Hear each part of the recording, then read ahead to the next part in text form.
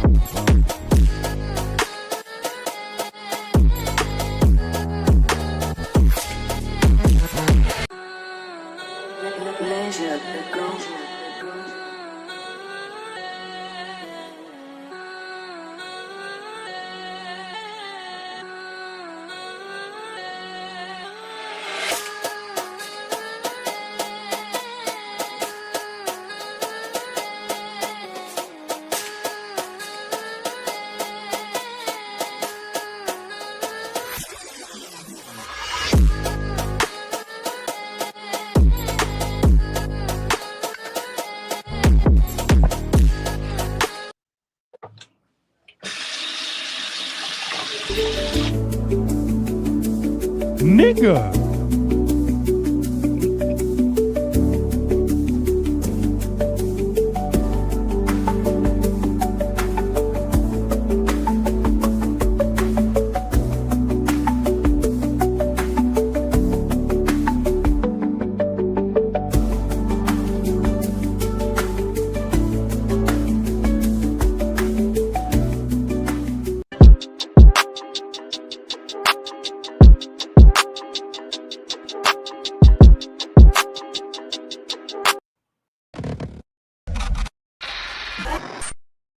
The whole arena. Yeet. Yeet, yeet, yeet your. That's all. Listen to everybody. Nobody believes in you. What are you prepared to do about it? Don't let no one come into your house, take your meal, do what you need to do today. I'm not nervous. I'm just. Woke it up, don't woke it up, don't woke it up, don't woke it, don't woke it up, don't woke it up, don't woke it up, don't woke it, don't woke it up, don't woke it up, don't woke it up, don't woke it.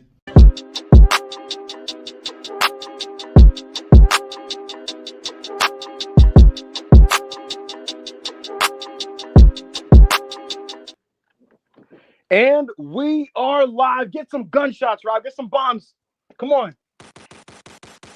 Folks, we are live. It's a Wednesday. No, it's not. It's a Tuesday. We're off to a great start. It's a Tuesday afternoon. It is 3:16 Eastern Standard Time on the East Coast. And Ibu of Wrestle Pierce and Self-Made is here. And I'm here to host alongside my brother in crime, Rob. We're going to talk some professional wrestling. We're going to hang out with you guys. We're going to have some conversations. Maybe I have a thing or two to say. Maybe I don't. Maybe I have some news to share. I'll tell you this, folks. As usual, because you know how I operate, on an Ibu afternoon stream, y'all drive the ship. Y'all take us where we need to go. And so this is one of those shows where, in my absence, and it has been an 8-day absence, I have done a lot of self-reflection. I've stood in the mountains. I've taken a couple walks. I've been trying to find myself, people. But because the professional wrestling industry never stops, because it's never fully easy to just separate completely, your phone still gets blown up. You still get the text, the phone calls, so on and so forth. I say all that to say, I'd imagine in the recent days, you guys have many questions. And I'm informing you that I might have some answers. Welcome to Wrestle Pierce Live. I am Ibu. This is Rob. We're going to take your questions. We're going to read your super chats. You guys direct the conversation. Feel free to ask us about whatever it is that you would like to ask us. We'll talk whatever it is you'd like us to talk about. This is not necessarily a Raw review because we don't do those. This is a wrestling podcast. But again, if you have questions, I might have some answers. Please make sure to like the video. Send us your super chats, man. Steer the ship. Do your thing. Get your shit in. We'll interact with you. Oh, shit. What's up? Oh, shit. Natalie said, why don't you find yourself to stream on time? Natalie, listen, life is very difficult and complicated. You know what I mean? These things take time. You know what I'm saying? Nevertheless, we're going to ignore that. We're going to let that slide. And we're going to proceed further. Rob, talk to me. How you feeling, man? I'm feeling all right. Feeling all right on this grand Tuesday afternoon. Not gonna lie, bro. I'm letting y'all know right now, man. If there wasn't specific stuff I was still interested in WWE, and like John Cena hasn't retired yet. Not gonna lie, bro. WWE kind of sucks right now. But you know, pro wrestling as a whole, the grand landscape, New Japan still sucks. Don't get me wrong. But the grand landscape of things and going on in AEW and Ring of Honor is a sight to see. And there was actually some great professional wrestling from the AEW and Ring of Honor side in the last week that I am ready to talk about today. Also some stuff from WWE last night that I'm very interested in talking about. But WrestlePalooza as a whole is shaping up to be a super card to go up against the AEW. So Yeah, we'll see. We'll see how it all shakes out. We'll definitely see how it all shakes out.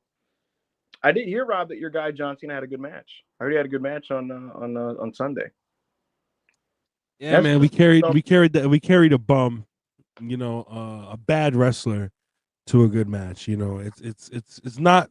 We're 50, our body's falling apart. It's not that many yeah. times that we can do this. I mean, we had to do it in Saudi against a certain wrestler, but it's not that many times that we can do that in our old age. But we had to get it done. So Yes, sir. I'm looking forward to talking some super card, not super card, some Death Before this. What was the name of the show? Was it Death death Before before Dishonor? dishonor, death Right. before dishonor, Mark. These names are always so fucking similar, bro. But I'm looking forward to talking some DBD with Rob. I did watch the business end of the card. And by the business end, I mean the later half of the matches on the show. So looking forward to getting into those with Rob. I'm looking forward to Yo, just did you catching. watch Shane Taylor and the Von Erichs? Again, I watched the business end of this card, and I'm looking forward to talking about it. And I'm looking forward to picking your brain on what you thought about the show. But before we do that, Rob, I want you to take the first couple super chats as I eat my breakfast sandwich. Do you think? Breakfast sandwich, nigga. It is 3 p.m. What do you mean breakfast Live a sandwich? complicated life. You think no? You just think you live in the West Coast, and even then, it would be the afternoon. I almost read the name. You almost got me. But you did not get me. 199 chills when Dwayne wins an Oscar before Dave and John. Oh, brother. Yo, Abu, I don't know if you saw the clip, but at I forgot what film festival it was over the weekend. Dwayne's new movie, a tribute to, I forgot the guy's name, but his name was the Smashing Machine. In the UFC. Mark I Kerr. just Mark Kerr. Yeah, Mark Kerr. The movie, the biopic about him starring Dwayne came out, basically premiered at that film festival over the weekend, and there was a lot of news that came out of that, and a lot of clips that came out of that premiere. Ibu, Mhm. starting with, if I can pull it up on the screen, which I'm going to get a picture of this in a second. Mhm. Dwayne Johnson's physique, he seemingly has slimmed down since the finishing of filming of this movie and the last time we saw him, which is crazy because the last time we saw him on WWE television in canon was Mhm. Elimination Chamber. Mhm. And when you saw him at Elimination Chamber, he was fucking massive is an understatement. Like he Mhm. was literally like hulking fucking everybody in the ring, including Cena at let me see, I got the picture right here. Let me upload it to the StreamYard. But he was seemingly hulking everybody literally in the ring, including Cody Rhodes and John Cena. And now, hold on, let me pull up this picture. 1 second, please. This is what he looks like in September of 2025. Mhm. Seemingly he has slimmed down. You can tell in his arms and then kind of in the chest area, the shoulders or traps area. And it's very interesting that he has not. Did he address this in any sort of manner? Like, when the stuff came out, or did he just not like address it at all? He didn't make Chat. any statement on it publicly, but he's noticeably smaller. And Yes. you know, it's funny, Rob. I got some reaction from within the business about this, and the consensus from the boys is good for Dwayne. Their feeling on it is, look, man, this guy's in his mid-50s. It's not healthy to be on that much juice at that age. And Mhm. the boys are saying basically, look, man, we want Rock to be around. We don't want a heart Yeah. attack. Yeah. And so, if it's for health reasons, even though, like, you know, it's cool to see Rock all jacked and shit, it's for the best if it's for health reasons that he just kind of said, all right, let me just chill out. Because, like I said, that's what Bro. Batista did. John Cena's not on the same amount of look, John Cena still takes performance enhancing drugs, but not to the way he did. Whoa, whoa, whoa. No, we're natural. He doesn't take it to the degree that he used to. And again, it's because, guys, the older you get, the more that you're going to enlarge your heart and fuck up your body. you shouldn't be on juice well into your 50s. We saw what happened with Triple H, for example. So I heard from like 3 wrestlers on this, Rob, like unprovoked. All 3 of them, they're like, man, you see Dwayne, man, good for him. And, you know, I heard a couple anecdotes about just kind of how Anavar works, for example, and testosterone and things like that. Because, bro, you ask a wrestler about steroids, they turn into fucking scientists explaining this shit to you. You're like, damn, bro, I get it, bro. But yeah, so look, man, good for Dwayne. And I hear, Rob, this movie is great, like you said. And the cool thing about it is Dwayne is doing a press tour where he's basically saying, like, you know, man, I've been focusing on the box office. And I like the movies that I was producing. But right now, you know, like, I just wanted to challenge myself and see if I could do something. And it looks like this is him challenging himself to say, I want to make a great film. And the truth about it, Rob, is I've seen a lot of Rock movies. A lot of them obviously aren't very good. However, I've never seen a Rock movie and went, oh, man, the problem in this movie is Dwayne's acting. Does that make sense? Like, Yeah. if anything, the issue is just the story is very shallow, or, you know, like, it's just not a very complex movie. It's just not super creative or dynamic. You've seen it a million times. But Dwayne is a good actor, and I can say that. It's kind of like Will Smith. Will Smith's in a lot of bad movies, but he's a good actor. And Dwayne, it doesn't surprise me that Dwayne is in something great. He just doesn't pursue that kind of thing because his priority is the big time box office films that make a lot of money, and, you know, the big fucking, you know, Hollywood pictures like that. But, like, it doesn't shock me that he does an A24 film and it's fucking great. So, well, there is the point that a lot of people like to make, that in a lot of Dwayne's movies, he does play the same character every movie. Mhm. But, like, it's cry by about design. it. I don't know. Tell you, like, nigga, I'm the biggest movie star in Hollywood. Nigga, I will just be myself. What the fuck? What would he want me to do? Not be myself? What the hell? This is nothing new. Bro, Hollywood movie stars in the past, they themselves were the brand. That's what they're selling to these studios. Bro, you know? Bruce Willis, niggas like Bruce Willis, Vin Mhm. Diesel, they don't have, bro. Bruce Willis is the same nigga he is in Die Hard, as he's in, like, I don't know a lot of Bruce Willis movies, but I'm pretty sure he plays damn near the same nigga in every movie. Vin Diesel, the same nigga in every movie. Denzel doesn't play the same nigga in every movie, but I mean, shit, in a lot of movies, but in some movies he plays the same nigga. Bro, there's like 5 different Denzel movies where he works for the government. like, come on, bro. So it's like, look, it's not that dissimilar to wrestling, Rob. These movie stars get themselves over as who they are, their persona, so to speak. And they basically play a version of that in most of their films. And Rock did the same thing. He built the $7 brand, and he sold Dwayne Johnson to these studios. They're not. This is by design. It's not it's not just like the creative bankruptcy. Well, it is on some degree. But like in their mind, the business is people want to pay money to just watch Dwayne Johnson be Dwayne Johnson in another action film. And I'm not saying that's like ideal or conducive to great films. It obviously is not. And but for Rock's business model, that's what he chose to do. And now he's saying, fuck it, I'm going to challenge myself. And does that coinciding with him getting off steroids make sense? Because it takes a lot of physical preparation to play some of the roles that he had to play, Rob. You have to look the part. And he said, fuck it, I'm not going to look the part anymore. I'm going to just do really great movies. So this chapter of his career is going to be really fascinating to watch. He's definitely going for an Academy Award. If he wins that, that's going to be really fucking funny.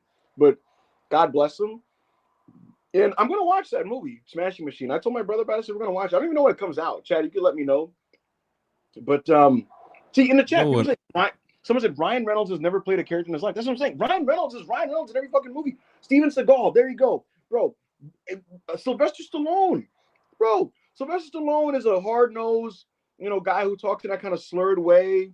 Cool guy, badass, kicks ass, gets women. Like, this is not a new phenomenon in any way, shape, or form. If anything, this harkens back to the old Hollywood because it kind of died off in the last maybe movie decade. drops October 3rd. I'm in, man. I'm locked in. Yeah. Another nigga brought up Mark Wahlberg. Even though he's like really racist, he still plays the same racist Boston nigga in every movie. Epic Department said that's just how Stallone talks. Here's the thing. I thought that for years, bro. if you actually watch his interviews by like the 90s, he's like, so my thing about my character is you have to understand the layers of storytelling. And in every movie, he's like, hey, I don't know what you want me to do. I mean, you gotta tell me. Get this fucking guy. What are we talking about? Apollo. Yo, Ice Cube, bro. Ice Cube is another. Ice Cube doesn't have a Chris, lot of fucking range, bro. In every every single movie, Ice Cube, from Boys in the comedy. Hood. Rob, What were you about to say? people who produce comedy movies, they get Ice Cube specifically to just be Ice Cube because the joke is LOL. That Look ass. at Ice Cube. Look at Ice Cube in this quirky situation that he has to deal with. Like, he's not in comedy movies being silly. He's in Are We There Yet? Scowling at the children because they're being fucking rambunctious children as he's going, hey, man, I don't got no Digimon. I don't got no Pokemon. We sell baseball cards, man. And he's like, bro, yeah, bro, my thing is another thing. Like Moose just brought up fucking 50 Cent being a computer. I'm a computer tech. Do you hire 50 Cent not to be 50 Cent, Ibu, to play 50 Cent in your show or your movie? No, you're gonna hire 50 Cent to be a fucking no, nigga, he's gonna be 50 Cent. There's a lot of niggas that play bro. Y'all gotta stop. Ice Cube is the same nigga that he is in Boys in the Hood, that he is in fucking the Friday and Ride Along and all about the Benjamin. Nigga, he's the same nigga in every movie. He's a real nigga that likes to get money. Yeah, man. Chris got mad at us. He sent the chat. All right, well, you know what, Rob, are you able to throw his on first real quick since you're on this topic?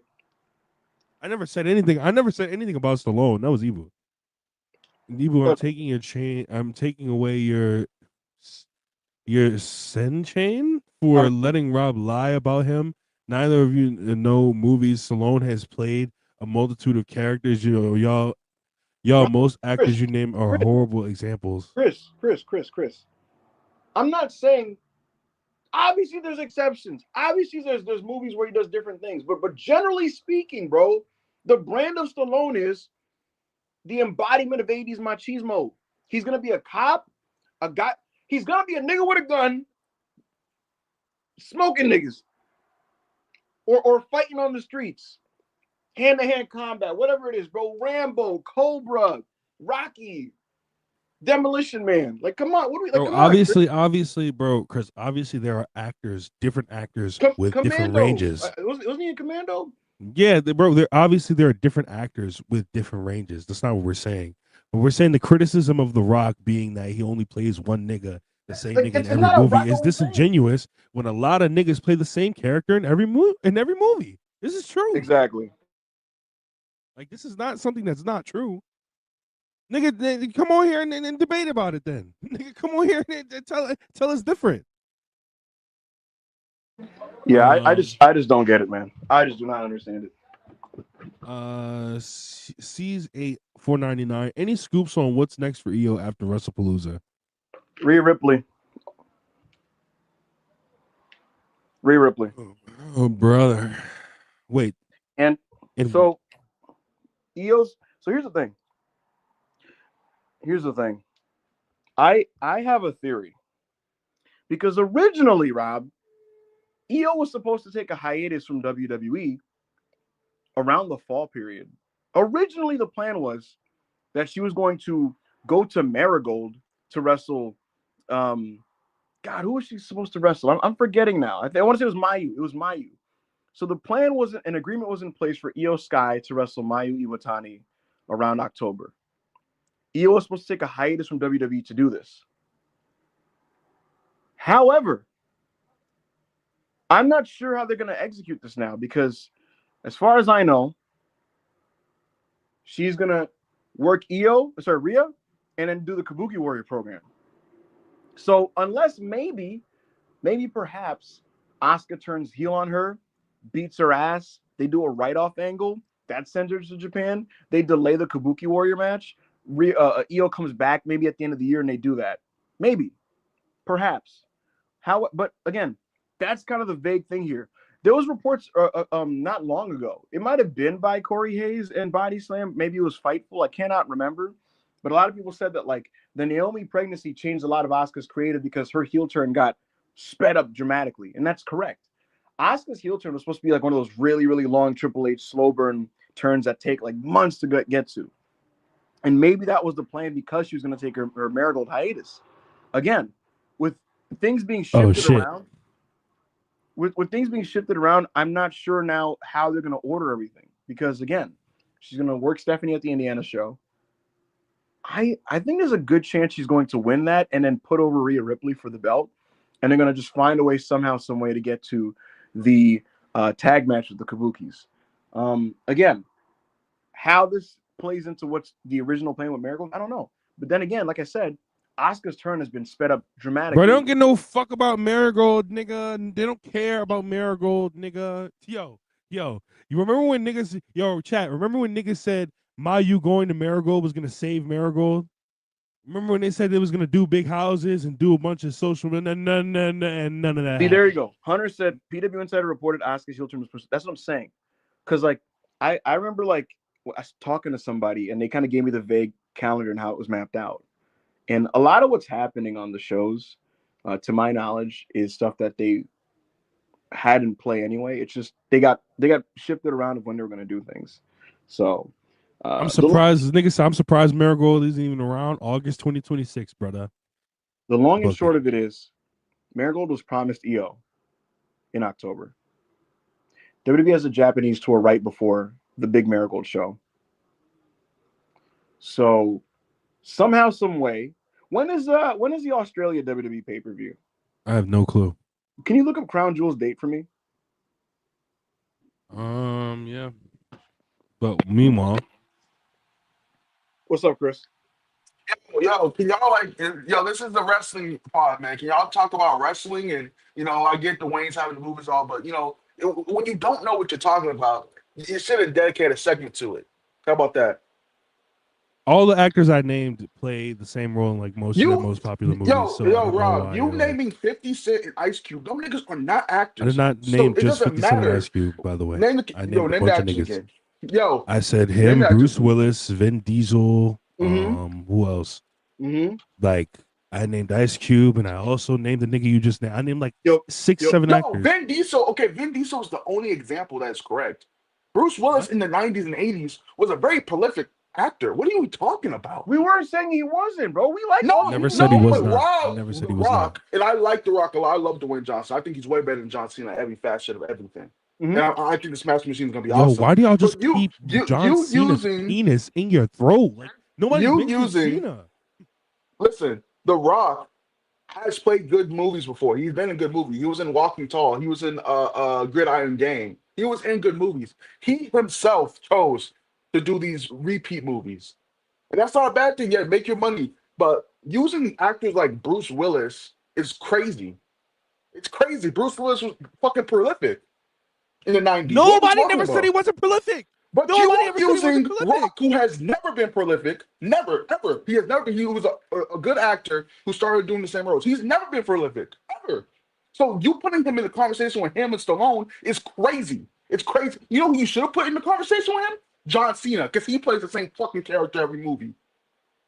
Chris, what is the difference between the Dwayne The Rock Johnson and G.I. Joe and Dwayne The Rock Johnson and fucking Fast and Furious? Tell me right now. What's the difference? I said The Rock plays the same character. What's the difference between that nigga, those two niggas, and the other nigga in the movie with Kevin Hart? What's the difference? I just said he plays the same characters. You're naming actors who don't play the same characters. What are you arguing with me about? Because you're naming actors who don't play the same characters. You said Denzel. What the fuck? You let it slide. You said Denzel. Nigga Denzel is like a fucking government agent in like 5 different movies. What are you talking about? That's how many movies Denzel's been in.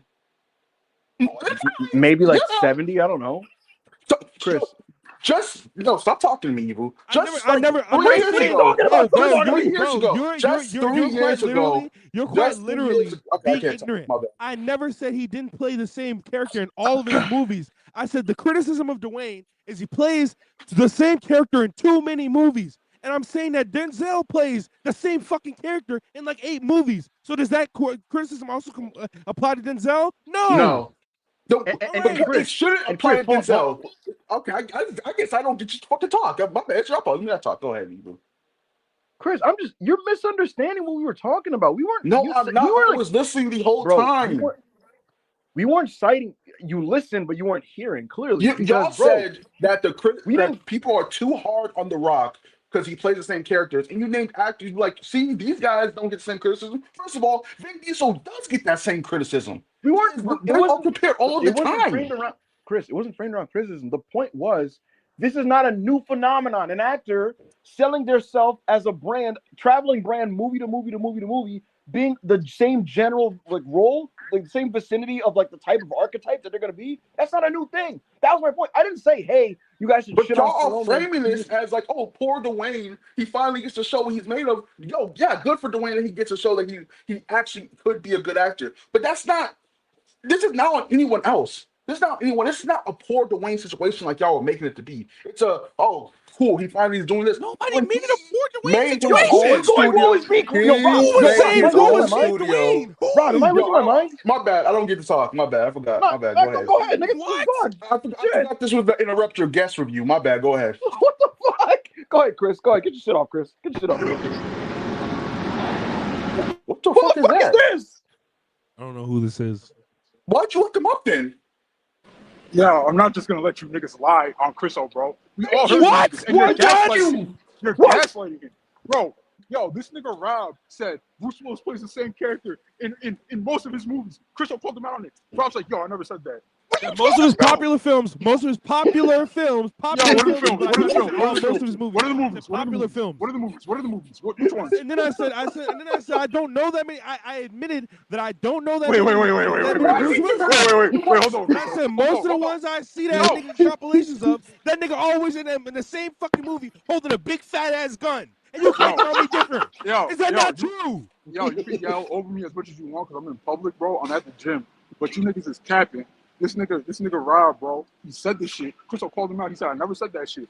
He said most of his movies. I said, which movies? Oh, I don't know that many Bruce Willis movies. I admitted that I don't know that many Bruce Willis movies. But every time I see a clip of that nigga, every time I see a clip of that nigga in a popular movie, he holding a big fat ass gun. Is that not true? Yo, this nigga said most of his movies. I don't know his movies. No, most of them. Trust me. I don't know them, but most of them. Trust me. I'm out of here, bro. What are you talking about? All right, quiet, nigga. Be out of here. I don't care. What the fuck? Oh, you got called out. See, that's your problem, Rob. You got called out, and it's like, Nigga, you know what? nigga. My bad, Chris. So I said, I did not. First of all, I said, name the movies. I did not Name say the most of movies. his. Name the movies, or I'm out of here. Pull the Name the clip up. movies, or I'm out of here. Pull Name the clip up. movies, or I'm out of I here. literally Name the movies, also, or I'm out of I here. quite literally also said, I don't know. I said in the same breath, Ibu, you remember. I said, I really don't know that many Bruce Willis movies. Then why are you But speaking on it? I said, but most of the time I see that nigga in a clip of a movie, he holding a big fat ass gun. That's Name exactly the what I said. movie. Name the movie. Chris, you want me to do it? Do you want me to do it, bro? No, yo, if I said I people said name the Die movie, Hard. you didn't bring up Bruce Willis. I brought up Die Hard. And then I So this tried is to less name, about the and then, point and and more then, about trying to and like. then Dork, and then I said What after else? Die Hard, I said I tried to name another movie, and I said I really don't know that many Bruce Willis movies. I said, Then but when why I are see you that talking nigga, about when him I then? see that nigga in a clip of a movie, he always holds a big fat ass gun. This is what I said. I never Chris, said I claimed The to thing know about Bruce Willis movies.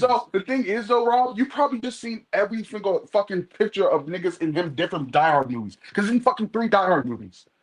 If you Chris. have not seen them in any other franchise, I'm gonna need you to stop talking, my nigga. Chris, You've never Chris. seen Pulp Fiction. No, I can say what the Ibu? fuck I want to What, say, Ibu? nigga. Well, And get then what it is he next time, nigga. doing? What is he doing in Pulp Fiction? What is he doing in Pulp Fiction? He literally has a shotgun and a sword, bro. Yeah, but the difference is Pulp Fiction is not a fucking action movie. It's a fucking movie heavy on dialogue, and most of the scenes are dialogue heavy. So what do you see? It's the same shit. It's the same shit. Chris, Die Hard and Pulp Fiction are fundamentally different. What are you talking about? Chris, but Tarantino didn't cast Bruce Willis to just be a quipping guy or an insightful guy or He literally did. He literally did. Bro, generally speaking, that was Tarantino getting to flex his muscle and say, I want to do my own version of a kind of a pulpy action story with Bruce Willis. It ended But in he's violence. not the main character. Bruce Willis isn't even the main character. So no, his No was not, shit, he's not. that Bruce Willis can be my action. That's not what he was thinking. I never said the same. I never said every movie. Never said every movie. Holds he's a a gun. One he's a- scene in that movie. He holds a gun in one scene of that movie. So what are you talking about? Chris, he's a manly, hard-boiled boxer. That's not the same as being. So is Rocky a fundamentally same movie as Die Hard? Because Bro, Rocky's a bro. testosterone fucking boxer. You're not letting me finish. You're not letting me finish. In Pulp Fiction, he's a hard-boiled boxer with pride. Pride is a motherfucker, as he was told by the fucking bald dude. And ultimately, he incited the wrath of a fucking crime lord and shit. And he has to save the day and save his cute girlfriend by fighting and shooting people. Like Chris, does not be obtuse. I'm not saying that Pulp I'm not Fiction being is. fucking obtuse. I'm Yes, saying you that are. that movie is not the same as Die Hard. It's not. Oh, you know what? Chris. Well, let's get off of Pulp Fiction. Yo, stop talking to me when I'm speaking. How about that? Let's get off of No, Pulp Fiction then. What about The Sixth Sense? Is that the same? Is that the same as Die Hard? Even? Is The Sixth Sense the same as Die Hard? Chris. Generally speaking, Is Rob, Unbreakable the same as Die Hard, Ebu? it's not the same film, but Oh, okay Chris, then. Okay then. Chris, Okay then. generally speaking, All right. what Rob's He point plays an astronaut in Armageddon, by the way. no one said Bruce Willis did roles with that were. You are literally trying to defend Rob's point that he is mostly a gun-toting badass. Maybe in He's his that in a 40 lot of years when films. he's losing He's that his in a lot of fucking films. Is he mind, not? when Is he not? when he's losing his fucking mind, Chris, maybe, why? Not maybe toting- yeah. Is he But not toting a gun? Bruce Willis is not just known for toting a fucking gun like The Rock is just known for being some jack nigga. That's not Bro, the same thing. Bruce, then Is he why not? is he in Expendables? Expendables That was a was collection. Expendables is literally a fucking play on action movie stars. And he was known for the most popular, one of the most popular action movies of all time. So he was in that movie. So what are we talking about? You know what else is in that movie? Stone fucking Cold. Is he a fucking action star? No, but in the wrestling world, he's synonymous with that archetype. So it just makes sense. Chris, But you niggas did this to defend. I love Dwayne Johnson. I look at my tweets. I've been saying how much I like The Rock. But you niggas cannot put actors in the same conversation as Dwayne just because they get typecasted sometimes. But guess what? You know what the difference is? Dwayne isn't getting typecasted. He is the one searching for these movies to do because he wanted no, of course, easy yeah, shit no, to do. Chris. Bro, the point was, hold on, Ibu, hold on. The point that we were making was, nigga, people complain because Ibu said he doesn't really get that much criticism. And I said that's a lie because a criticism of Dwayne has been, and it's been said before, that he plays the same nigga in a lot of movies. And I said, okay, but there are other actors who get typecasted in certain roles. I never said in all of their movies, by the way. I said that they get typecasted. No, I said they get. I didn't say. I said Reroll about the one clip. nigga. Someone I find said the clip and about. re-fucking But roll it. then I went and said Denzel. But I said Denzel doesn't play the same actor, the same character in every movie. I said, but there's like 5 or 6 different movies where he's a fucking government agent. Yeah, I literally said this. in the You can grand pull it scheme of up. things, I 5 said this. is not a lot in But Denzel's career. I said, but when you hire niggas like Dwayne coming from what they do, and when you hire Dwayne and niggas like Dwayne in that role, you want a nigga like Dwayne to be Dwayne. It's not that. Not It's not really. the fact that That's not a good point though. It's not. Listen. I get it, Rob and Ebu. I get it. You niggas, you don't got a lot of comprehension strength. So you want to watch movies where the big guy got a gun, the big guy got his shirt off, and he's running around. I get it. Ebu, you're a Denzel super fan, are you not? Yes, I love Denzel Washington. Have you seen Denzel's Macbeth movie? No, nobody said Dwayne. You know was why on you Denzel's probably level, didn't watch by the way. it? You know why you didn't probably watch it, Ibu? Because it's in black and white, and it's an old timey story, and it's just something that you don't want to I'm gonna see. choke this Listen, I fucking get guy. it. As I'm gonna choke WWE this fucking fans, guy. I get it. You want surface level things. You want Yo, stuff that Nobody just- said they wanted surface level. You Yo, just you're throw your making arms up you're and making have- an entire argument. You're saying stuff that nobody's saying. You're saying stuff that nobody. chair. You're trying to Yeah, rage. that's what you like to You're do. up here trying to rage bait, and you're saying stuff. I'm not that trying to nobody rage bait, said. y'all. Chat. I'm trying to have a conversation, and you guys are getting a little mad. It's okay. Yo, I want to learn you something, man. chat. Y'all are talking like Chris is smoking us. He's literally rage baiting. He's literally I'm rage not baiting. rage baiting. I'm not rage baiting. First of all, nobody was up here doing "Woe is Dwayne." Wayne is You doing were. "Woe is You Dwayne." Be were. sad You for Dwayne. were. No, No, we you were weren't. not. No, we were Yes, you not. were. What? Bro, Dwayne chose You were. to have this lane, bro.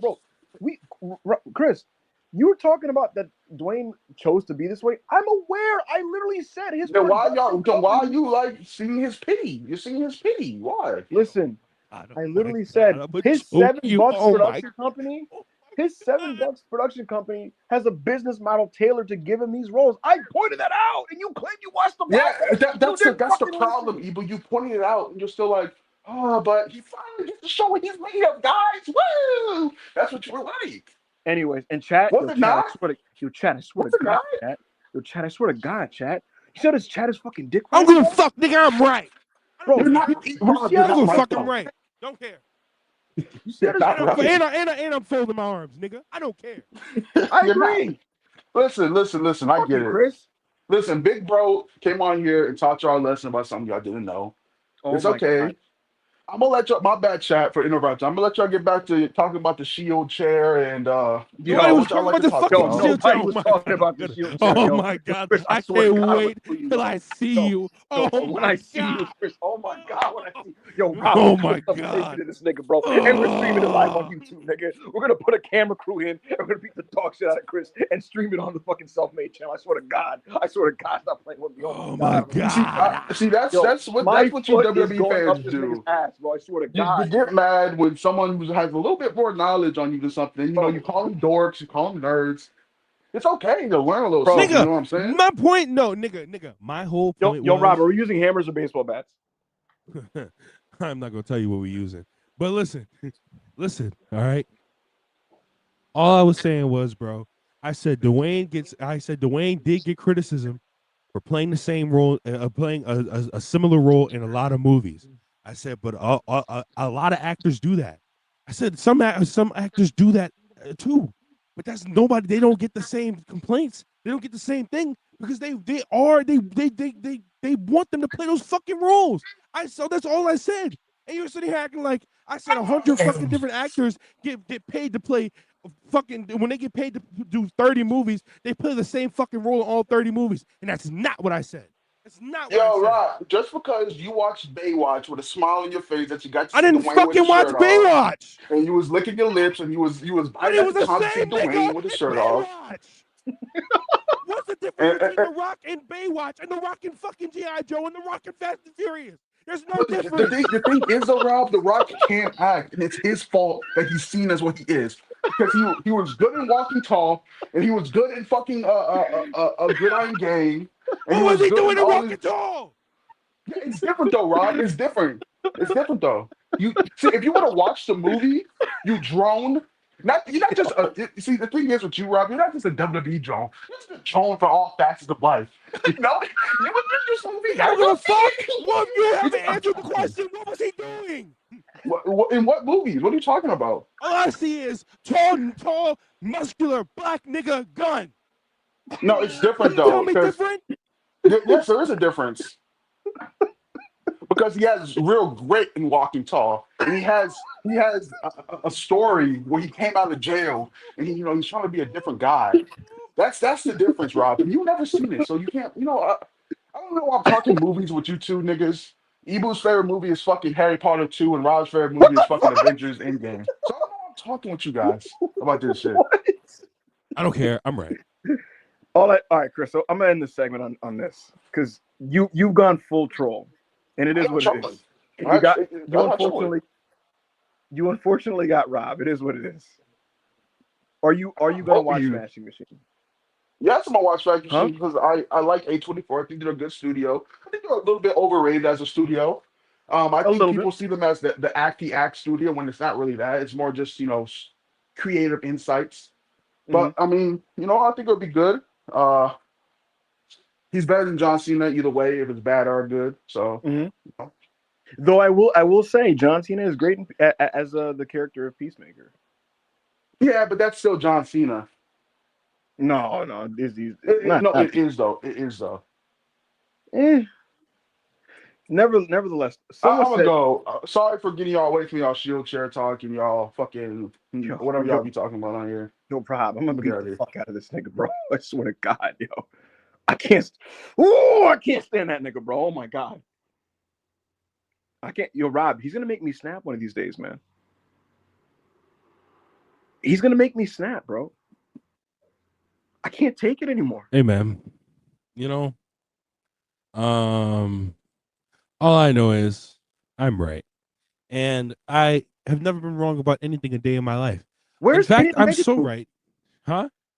Nothing. Yo, Anyway, yo, yo, no, so no. yo, Y'all heard him. No, that wasn't me. That yo, wasn't me, guys. That wasn't me. And I'm check not this out. agreeing with Yo, so that. check I'm not this agreeing out. with that.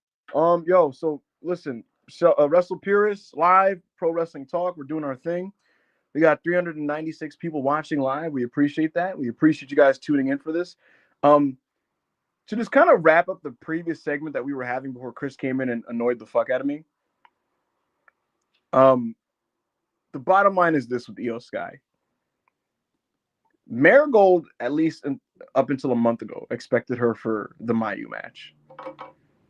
How they fit that in while she does a deal where I think she presumably wins the title and then drops it to Rhea and then works the Kabukis, I do not know. I don't know. They may have to tell her, hey, listen, Iyo, never mind about your vacation. You gotta just fit this date in between. She may have to do that. We shall see. Who knows? But there you go.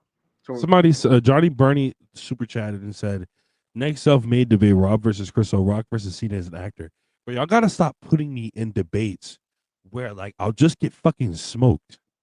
Like these are not even topics. Because I think first of all, I don't disagree with the take that Rock is a better actor than Cena. I mean, so like I don't disagree with that take. And then two, it's just like, nigga, it's a very obvious answer. Like it's the same thing as niggas trying to be like, yo, y'all should do Joe versus Rob, Roman versus Joe, Samoa Joe. What? What? Are you crazy? What? yo, Rob. Because I could sit here and be like ratings, draw, ticket sales, and everybody's gonna be like, yeah, but can he do a Michinoku driver? No, he can't. So like, what the fuck? Like, I'm not a mouse, by the way. I'm just like, bro, like Rob, they're calling you a mouse, bro. They're calling you a mouse in the chat. Yeah, I don't know what that's all about, man. You got to deal with that, Rob. What the fuck am I gonna bring up against? Okay, Chris B is like, okay, all 8 fucking Fast and Furious movies Rock is in, and I'm like, not gonna lie, Rob. That was the angle right there. It is what it is. We're doing that debate. I'm sorry. What? I'm sorry. It is what it is, bro. In fact, we might as well fucking set this shit up for this Sunday. I'm booking it right now. Self-made debates 2. Rob versus Chris. Cena versus Rock as an actor. And we'll either do an undercard where I take on AO, or we where I do a pre-show at AO. One or the other. But that's the next big debate show. I'm sorry, Rob. I hate it had to be this way. But that's how life is. No, no. What the fuck is this? There's money what to be is made, that? Rob. We gotta do what we gotta do. You can't. What? Chad, we feeling it? We feeling it? Sunday, Rob and Chriso, self-made debates 2. I could be the moderator, bro. I'll do my thing.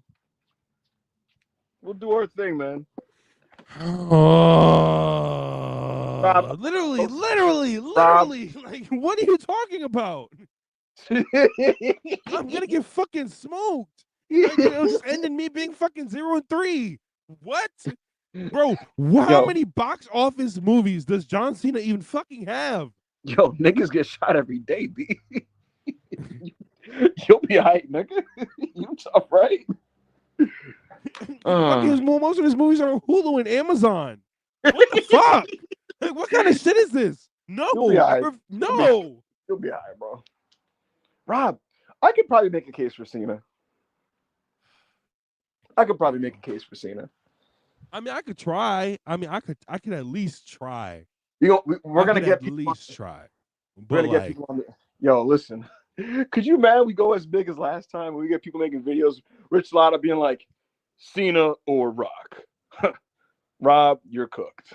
Just niggas making their fucking predictions and shit. Bro, why do y'all like to see me lose? Have I ever done anything to y'all for like y'all to like wish downfall upon me? Like you're the Mikey Whipwreck of self-made. You have to just accept this. I've never done anything to y'all. Ever. It's gonna be all right, man. It's gonna be all right.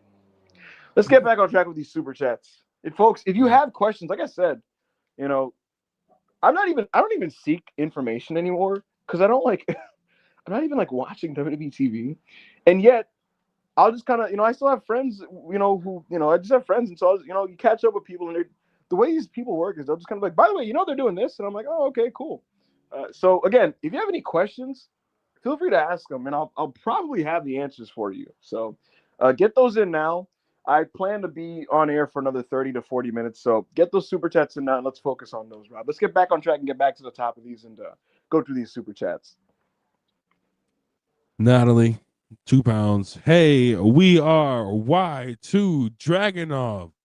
Judas X Death Waltz plays, yo. I just yeah, sounds bleak. Are you locked in on Chris Jericho coming back to WWE, Rob? I really don't know, because I really don't know what he's going to do. I don't know. I don't know where I could slot him into right now. I mean, shit, he'll make me watch SmackDown again. Like, and I mean, like, actually pay attention to SmackDown.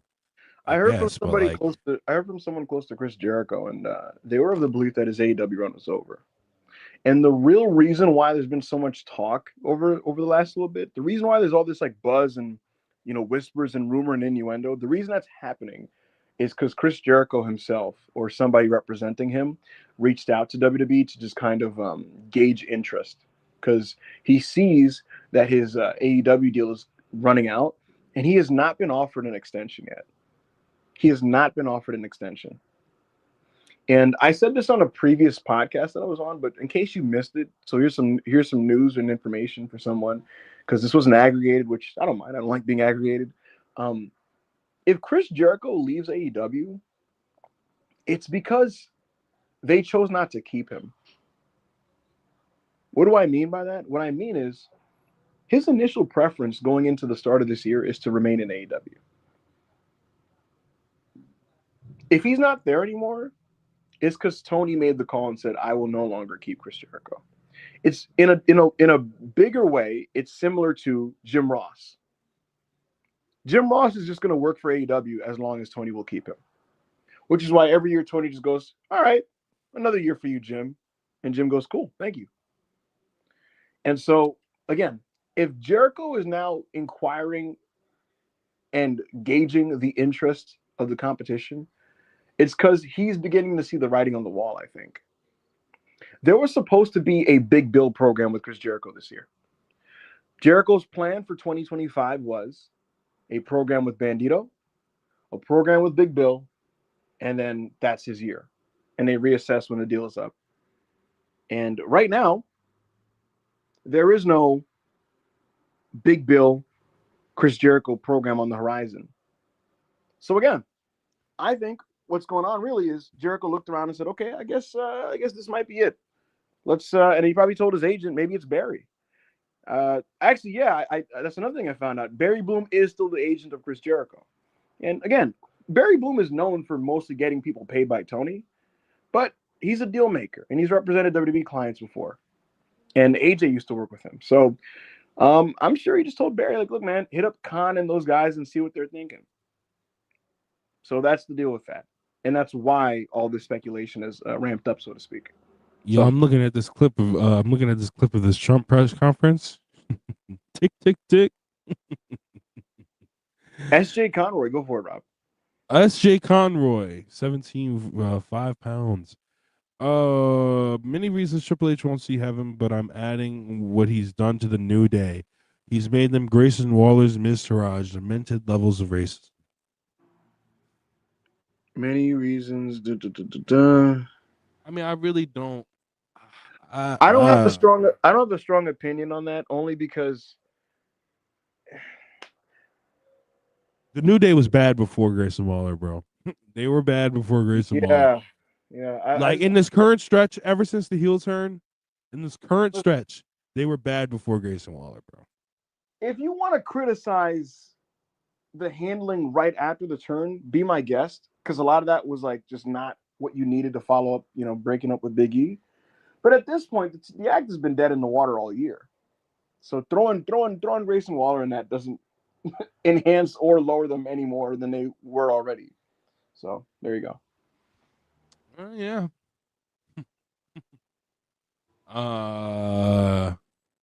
Lee, 10 pounds. Someone I haven't heard you guys talk about as much on WrestlePeers is HBK, especially Ibu.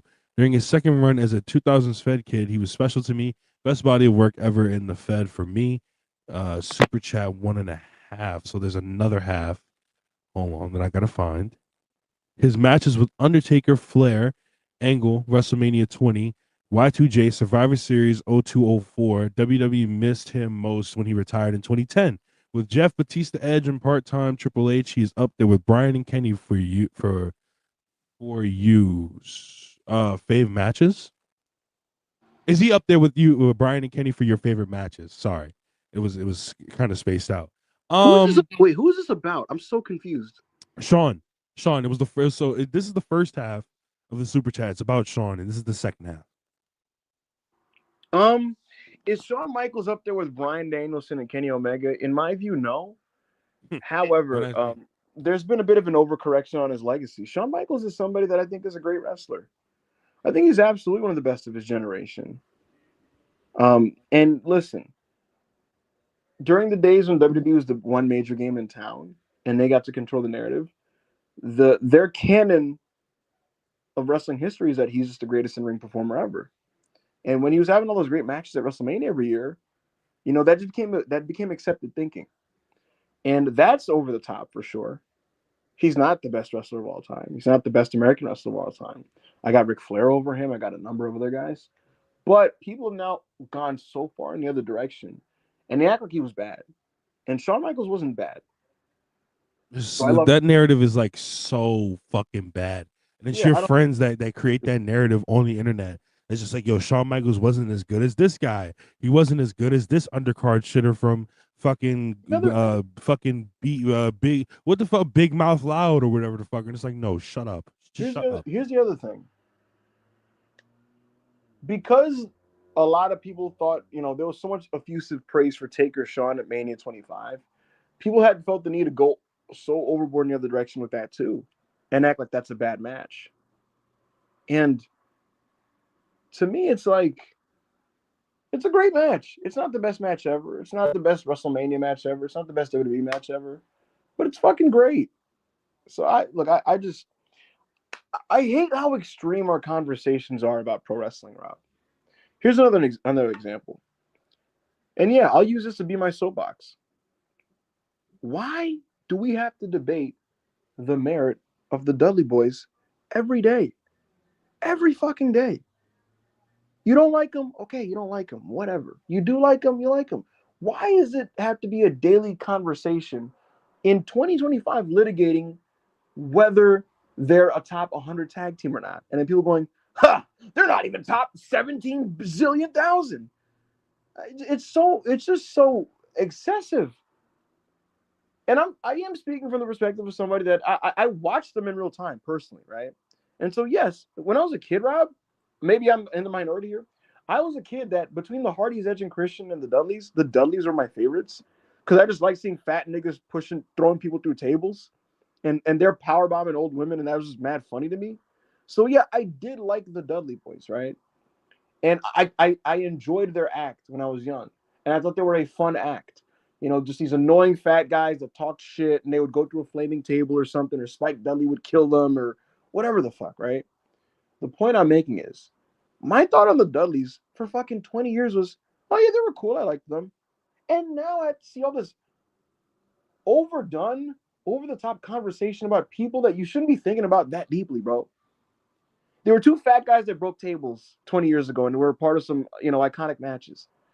Why can't you just leave it at that? You could just go, hey, man, they weren't for me. I didn't really care for them that much. Or, oh, I like the Dudleys. Why do we have to fucking assess where they rank in the top 500 every day? Fuck. Bro, because you know what it is? You know what it is, bro? You know what it is?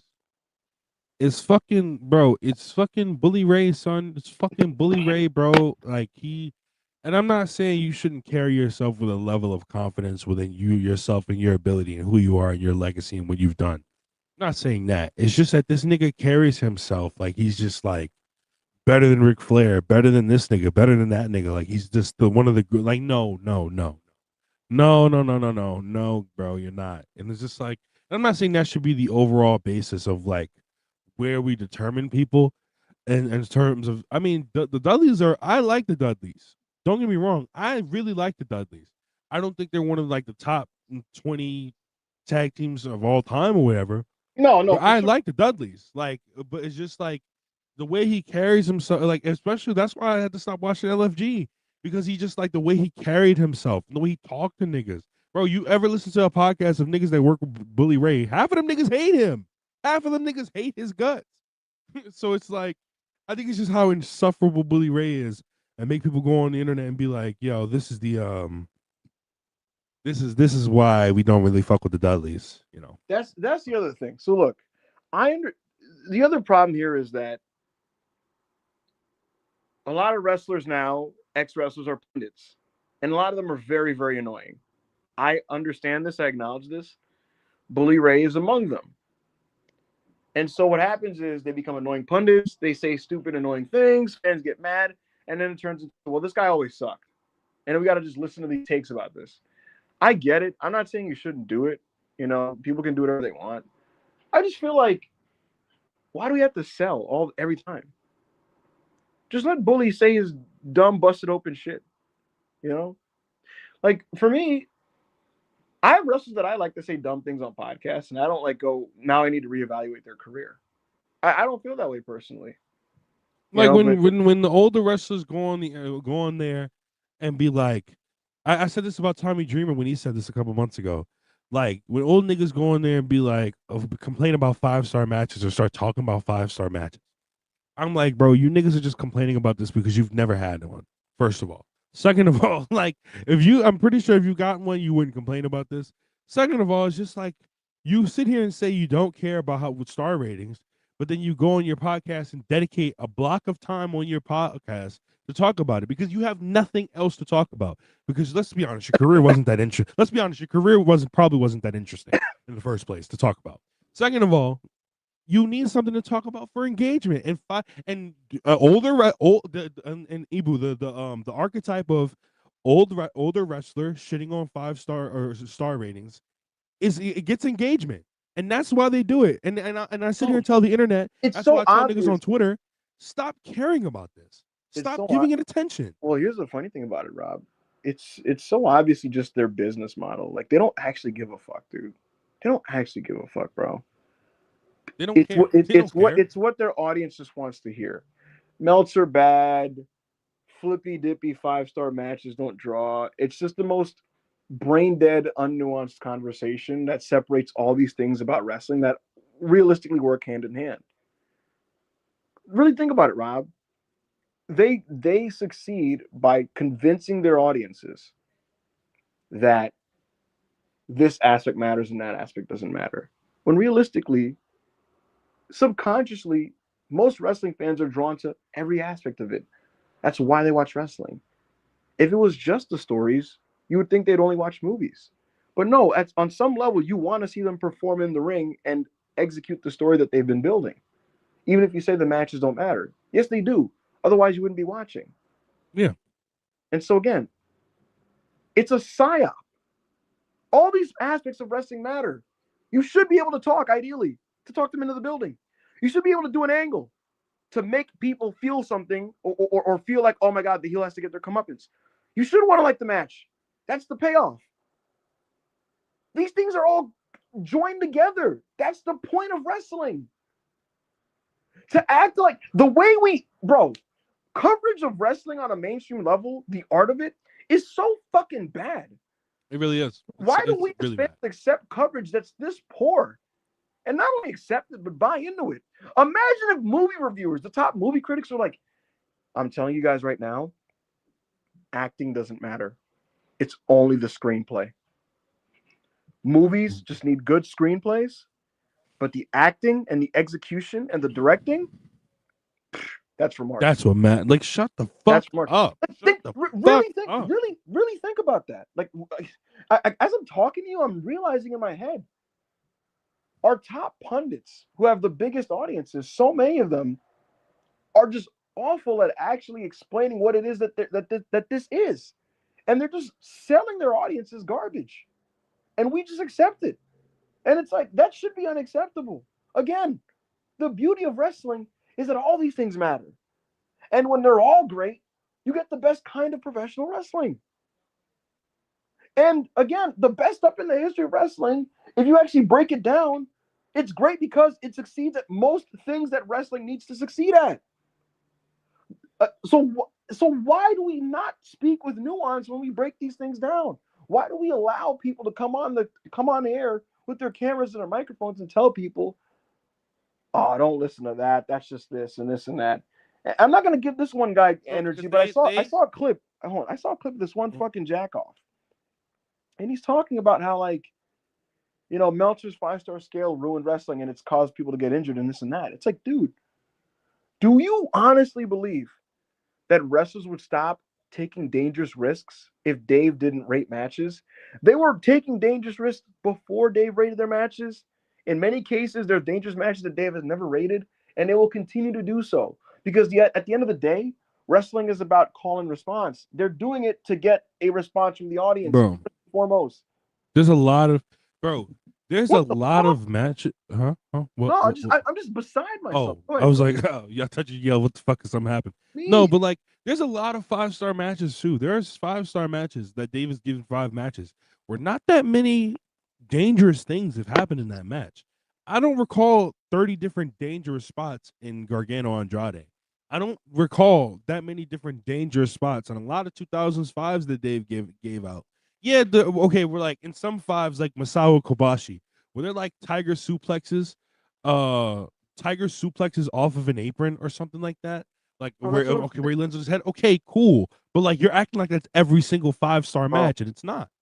It's not. And again, dude, bro, if we went through every 5-star match in history, I guarantee there's shit from like the territories from like 1984, where those guys doing those matches aren't thinking about Dave. Ric Flair and Ricky Steamboat is a 5-star match, and they weren't doing dangerous shit. Bro, it's just, again, but Rob, check what I sent you in the private chat. But I did. Yeah, Rob, the way I look, yeah, bro, it's not even about Dave. It's just he has to be the representative of like the villain of like the problem within the industry. It's these people's business models. I've seen people sometimes think that, oh, maybe I'm too defensive over Dave or protective of him, and he doesn't need me to defend him realistically. But it's more just so it's more to keep people honest, in my opinion. Like sometimes people like they devote so much of their like negative attention towards like getting mad at like like Dave Meltzer for something, and it's like he's not the problem with the space. He's really not. He's really not. The problem with the space is just the disingenuity that just pervades in our conversations about this thing that we should all be enjoying. That's the truth of the matter. That's the actual truth. And you don't have to like everything. You really don't. And you can prefer one aspect of wrestling to the other. I'm not saying you're like weird if you just like you get more into wrestling because of the theatrics or the pomp and circumstance, or you more lean towards the in ring. I'm not saying like that's like bad or wrong, but to pretend like certain aspects of this business and this medium don't matter at all, and that if you think it does, it's because of this guy or that guy, and you shouldn't listen to them. That's bullshit. Rich Latta said it's rebelling against critical thought. Correct. It is. Yes, bro. Because as I said, I've said it. I think I said it. I haven't streamed on Twitch in a while. I'll get to that point at the end of the show. But literally, I've said it on here before. I think I've said it on here and on Self Made before. It's because you cannot. People have the thought process of you cannot legitimately criticize anything in 2025. And here's the funniest part, right? Ibu, here's the funniest part. When they get on you for being a dork, you're like, and they call you a dork for criticizing a match that's not that good, right? That has a high rating. But then when they criticize a match with a high rating, they'll criticize the match and be like, well, it didn't have that much psychology. Well, I thought I wasn't supposed to sit here and break every single part of the fucking match down, because if I break every single part of the match down, it makes me a dork. But now you're breaking the match down and saying it's not that good because it doesn't have that much fucking psychology. Which one is it? As we're talking about this topic of rebelling against critical thought, you know what's the worst shit ever, Rob? It's not that deep culture. Well, not that deep, bro. Okay, Nothing's deep then. Obviously, we engage with this medium because we're passionate about it. We spend extensive amounts of time talking about it. And if we're going to do that, at least have conversations of value. Conversations that people can parse something from and take with them and internalize and keep in mind the next time that they engage with the medium that we're talking about. You would at least hope so. So clearly, it's on some level, it's that deep to us. Why the fuck would we be on air if it wasn't that deep?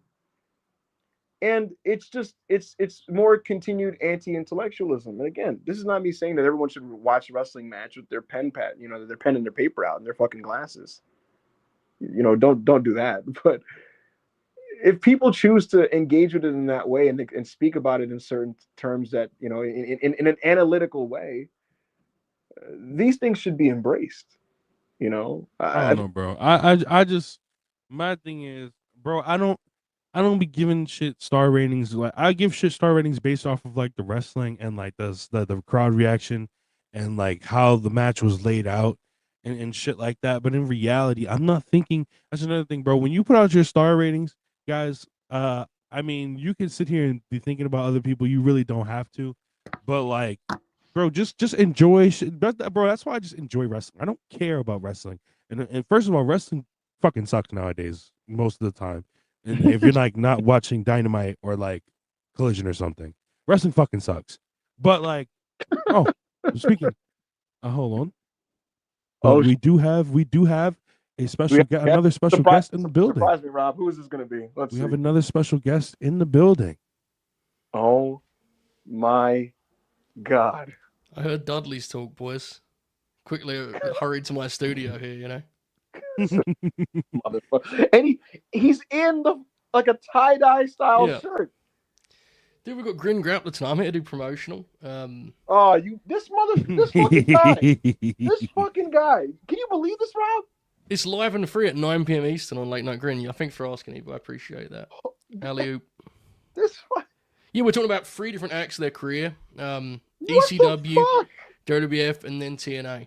Yeah, Great question. What? This motherfucker. What happened? Observed. Looked at the house. I said, "Oh yeah, I'm gonna fly this banner real quick." I'm thinking Joe wants to just hang out with his pals and catch up, and it's a bonus. Just talk about In all seriousness, this has been a good show, man. I'll tell you this, Joe. To be completely sincere, right? Yeah. I didn't know what to expect going into this podcast. Not a topic. It's a show with no topics. But then again, working with you has prepared me for that type of thing. For that type of match. Calling it. What's that? Yeah, right. But I felt that as of late, Joe, that my powers have eroded as a podcaster. I've noticed, yeah. Yeah, and I was wondering, like, what's going to help me regain my fastball? And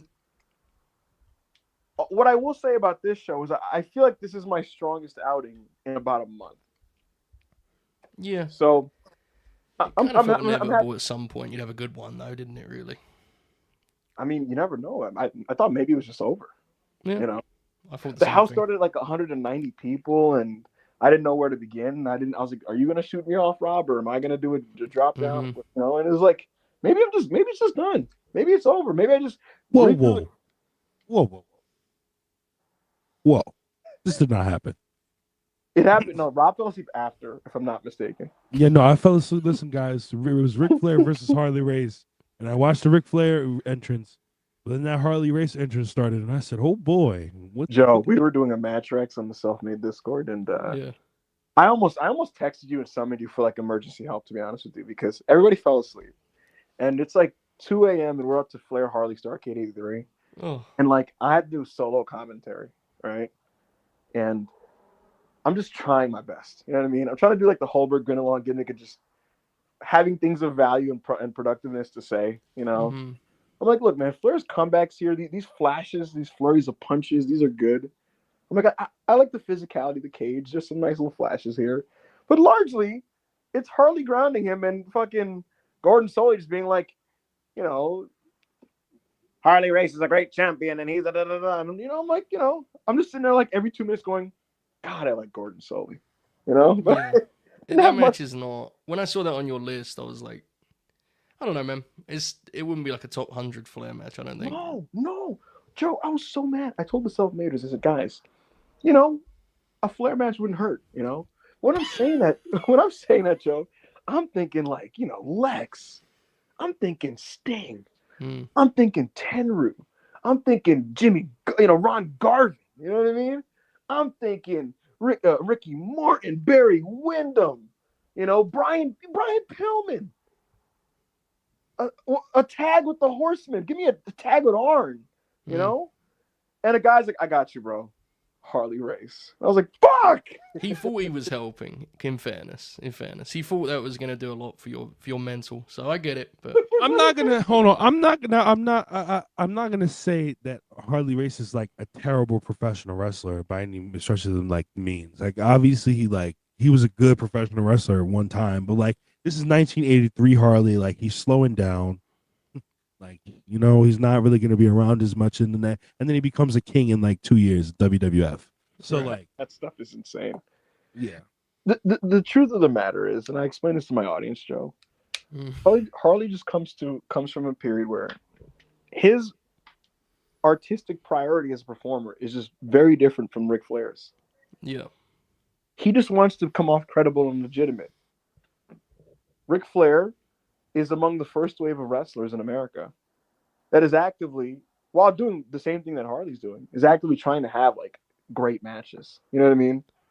In the modern sense of like consuming great matches. Very much. And then that process was like accelerated when Flair and Brett wrestled. Because Brett had that mentality. He also had the mentality of like, he wanted to really focus in on particular psychological elements, whereas Flair wanted to just kind of riff and figure it out. And that's why they clash so much. So it kind of, over time, it changes. Speaking of riffing, there was a moment earlier on in this program that was actually funnier than the movie debate, but went under the radar. What's that? As Evo said, if Chris Jericho leaves AEW, it will not be by choice. And then he goes, what do I mean by that? And I thought, well, I have to be honest. I thought to myself, look, I understand wanting to be clear about what you're communicating because there's aggregators, but that one felt pretty self-explanatory, to be honest with you. But I mean, I appreciate that you clarified what you meant by that, but I thought it was pretty apparent, really. Joe, have you noticed I've developed a new way of speaking specifically like to combat aggregation? It's that, my and I God, also so think beast. it's like ESPN radio fan in you popping yourself.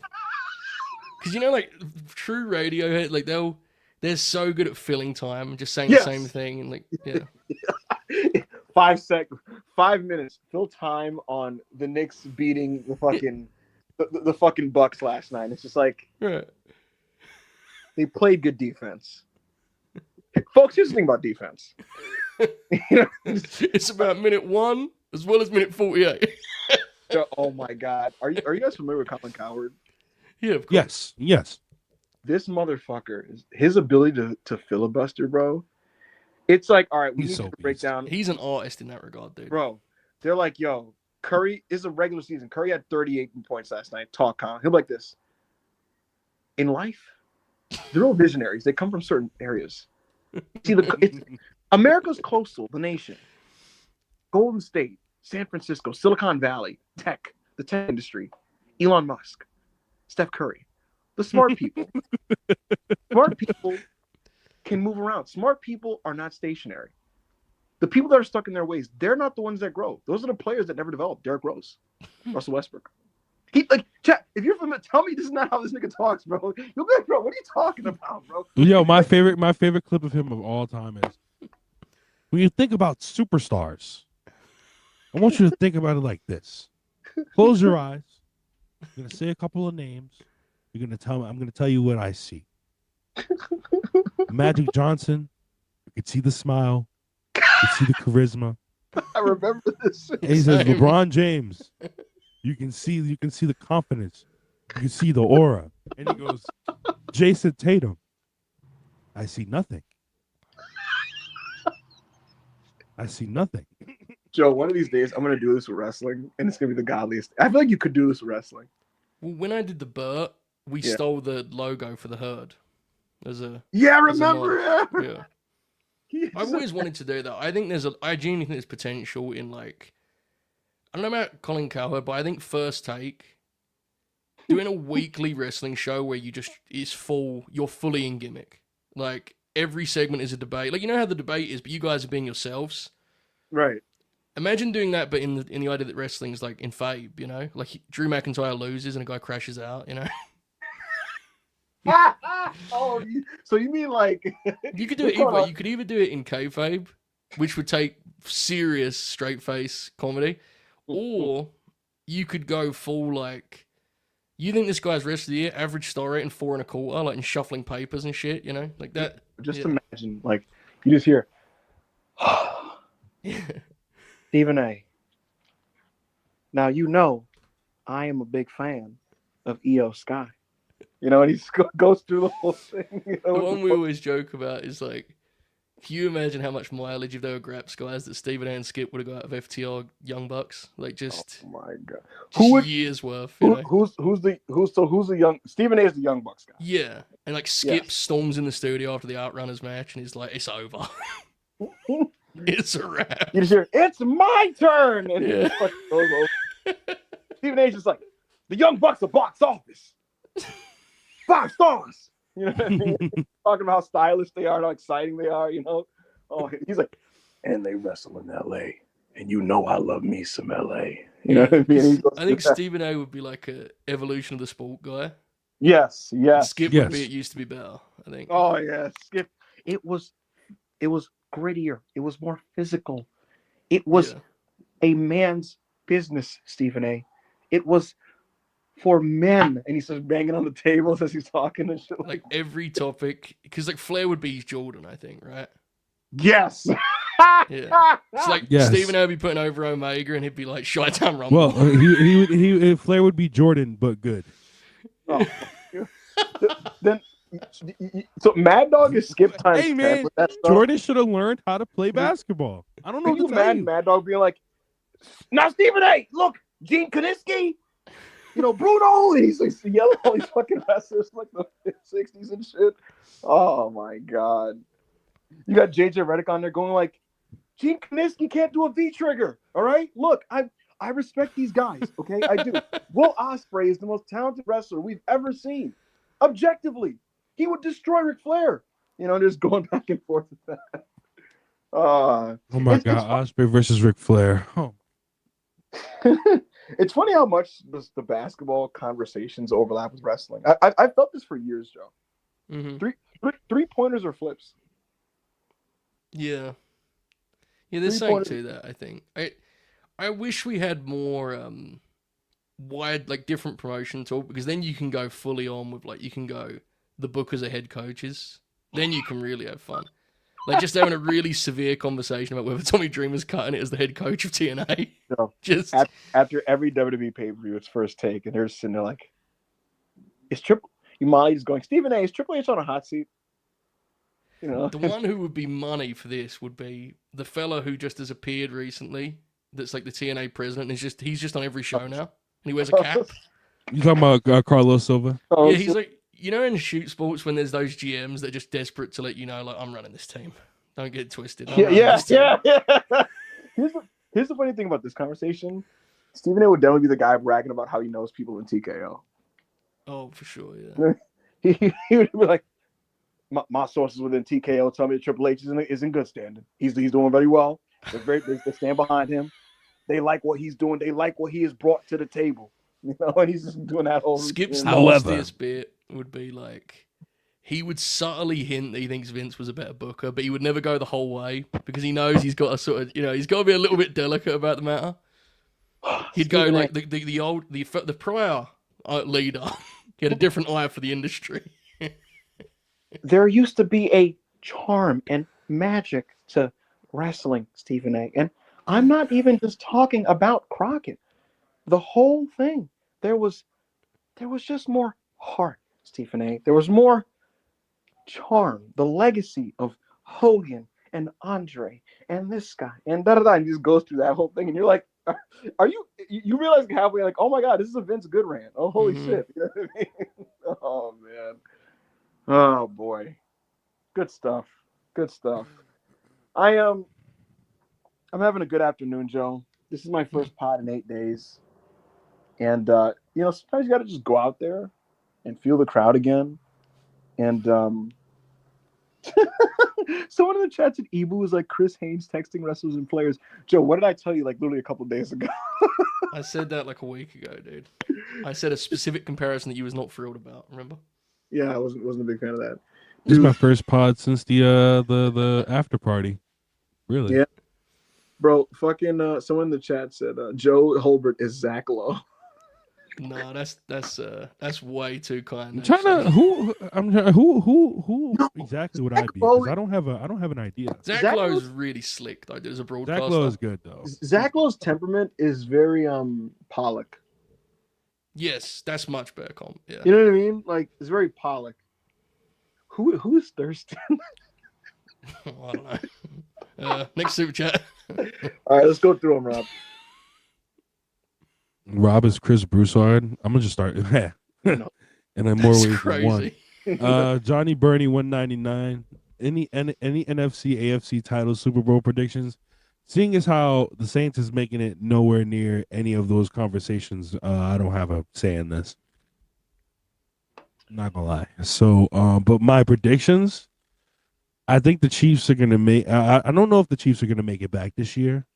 There are some other good teams in the AFC, but I do on the NFC. I either see the Eagles making it back, or not really that many teams I could pick out from the NFC this year. Not gonna lie, there's not really that many. I think the Rams may sneak under the radar. I think the Eagles should be the favorite, even though football is very unpredictable in these kinds of things. I think that's where I'm leaning. Every year, right? Every year we root for a while. I like Patrick Mahomes, so I kind of like the Chiefs, but I'm not like a Chiefs fan. I'm a Patrick Mahomes fan. So it's like every year I say, "Oh, cry, oh, devil magic, cry, oh." But like I was saying, we say the Bills and the Ravens have a chance every year, and then they shit the bed right before they get there. You know what I mean? I think it's Denver like be up there too.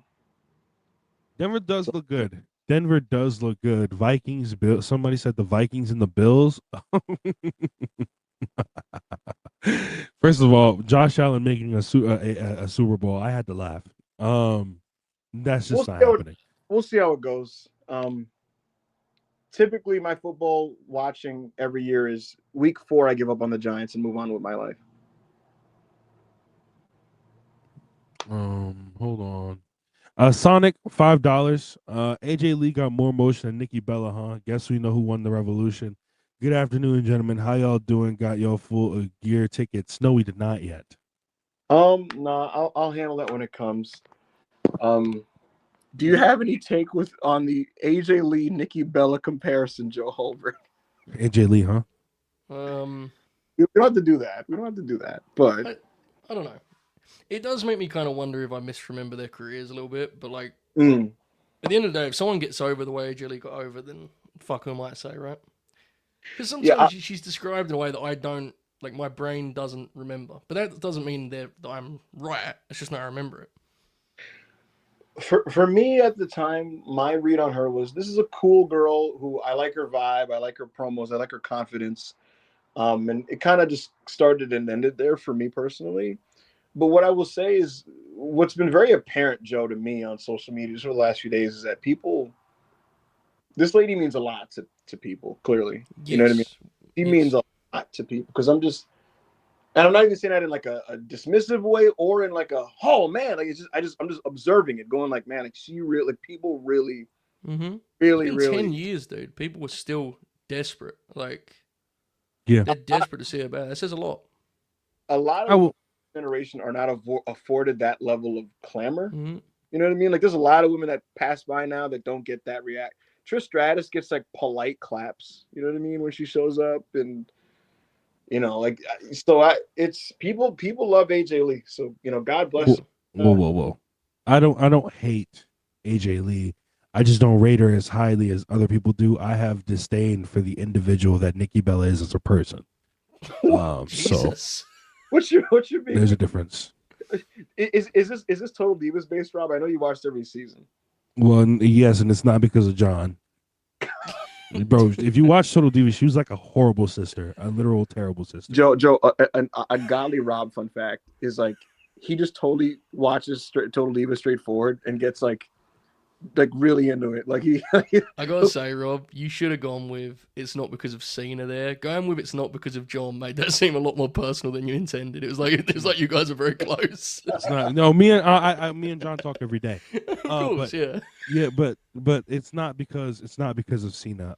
It's just she was a horrible sister, bro. Like she's like, well, yeah, I don't know why you're making me shop for wedding stuff with you, knowing I can't get married to the person that doesn't want to marry me. Like, what are you talking about? Shut up. Shut up. Just do a nice thing for your sister. Shut up. How's the reality TV in the UK, Joe? I wouldn't know. I don't know. Yeah, I don't know. I can't. I was curious because ours is so gloriously schlocky. I'd imagine it's the same. Yeah, just different accents, same shit. Beautiful. We have Sonic here again sending $2 saying, "Screw wrestling. Can we just do a movie podcast?" I'll tell you what, man. The next movie I watch that really compels me to do so, I'll just do a full-on review discussion on Self-Made. I'll tell you what. And I'll tell you what also, I have never seen Sinners still. Still? So, yeah. Yo, what? What do we should do a pod about that, bro. I'll tell you what, we'll watch this in Self-Made one day. We already did, nigga.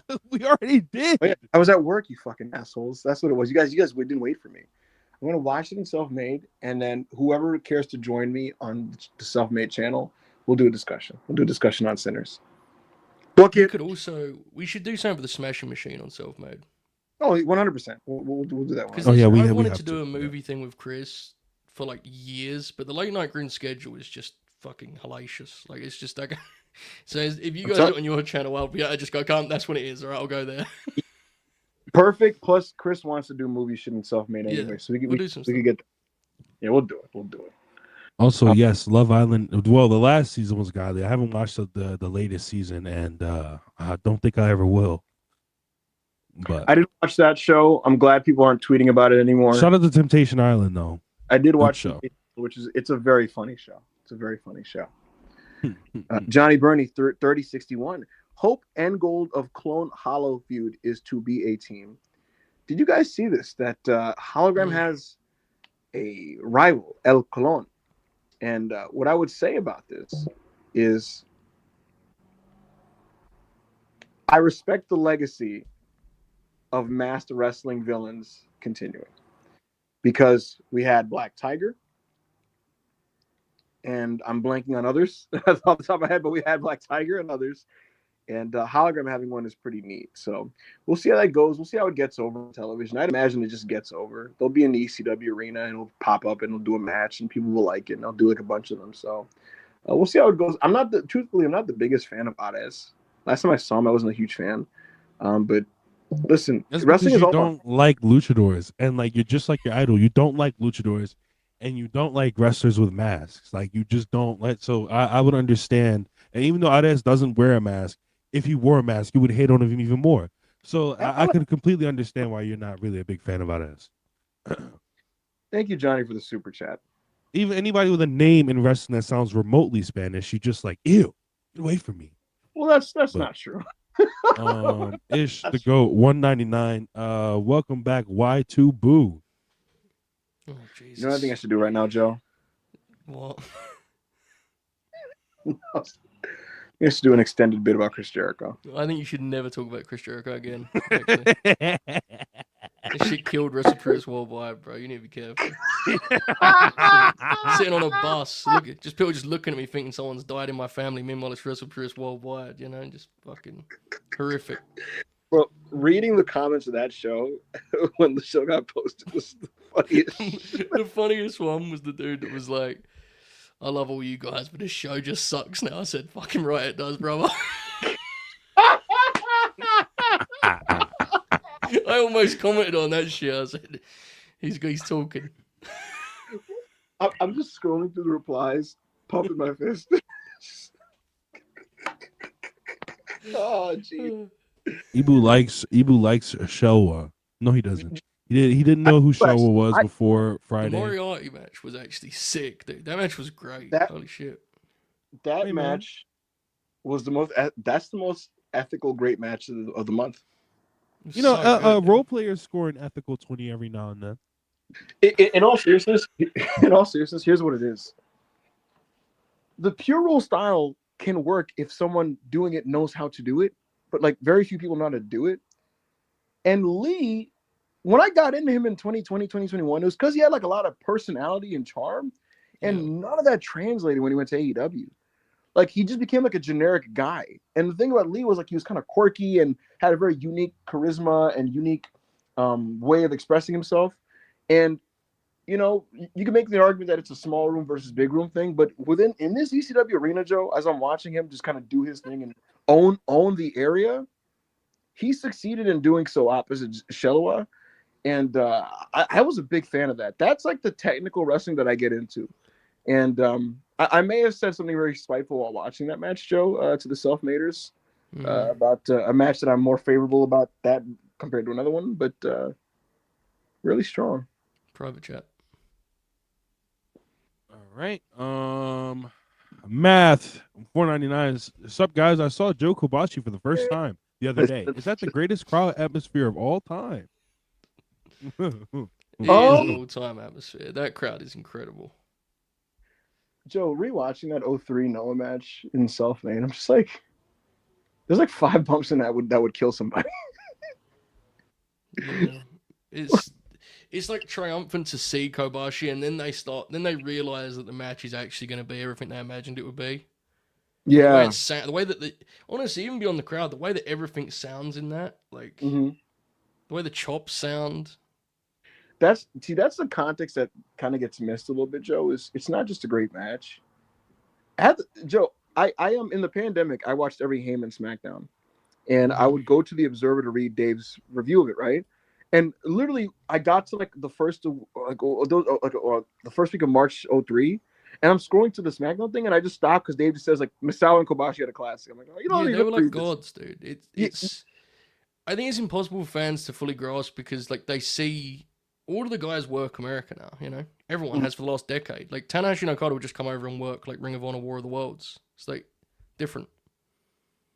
Yeah, but the big thing I was going to mention, Joe, is the context that gets lost is like these people were seen as like declining here. Got you, yes. Yeah. Dave was speaking about Misawa as like it's almost over, and he was talking about Kobashi like, man, this guy's beat up. I don't know how much longer he can do this.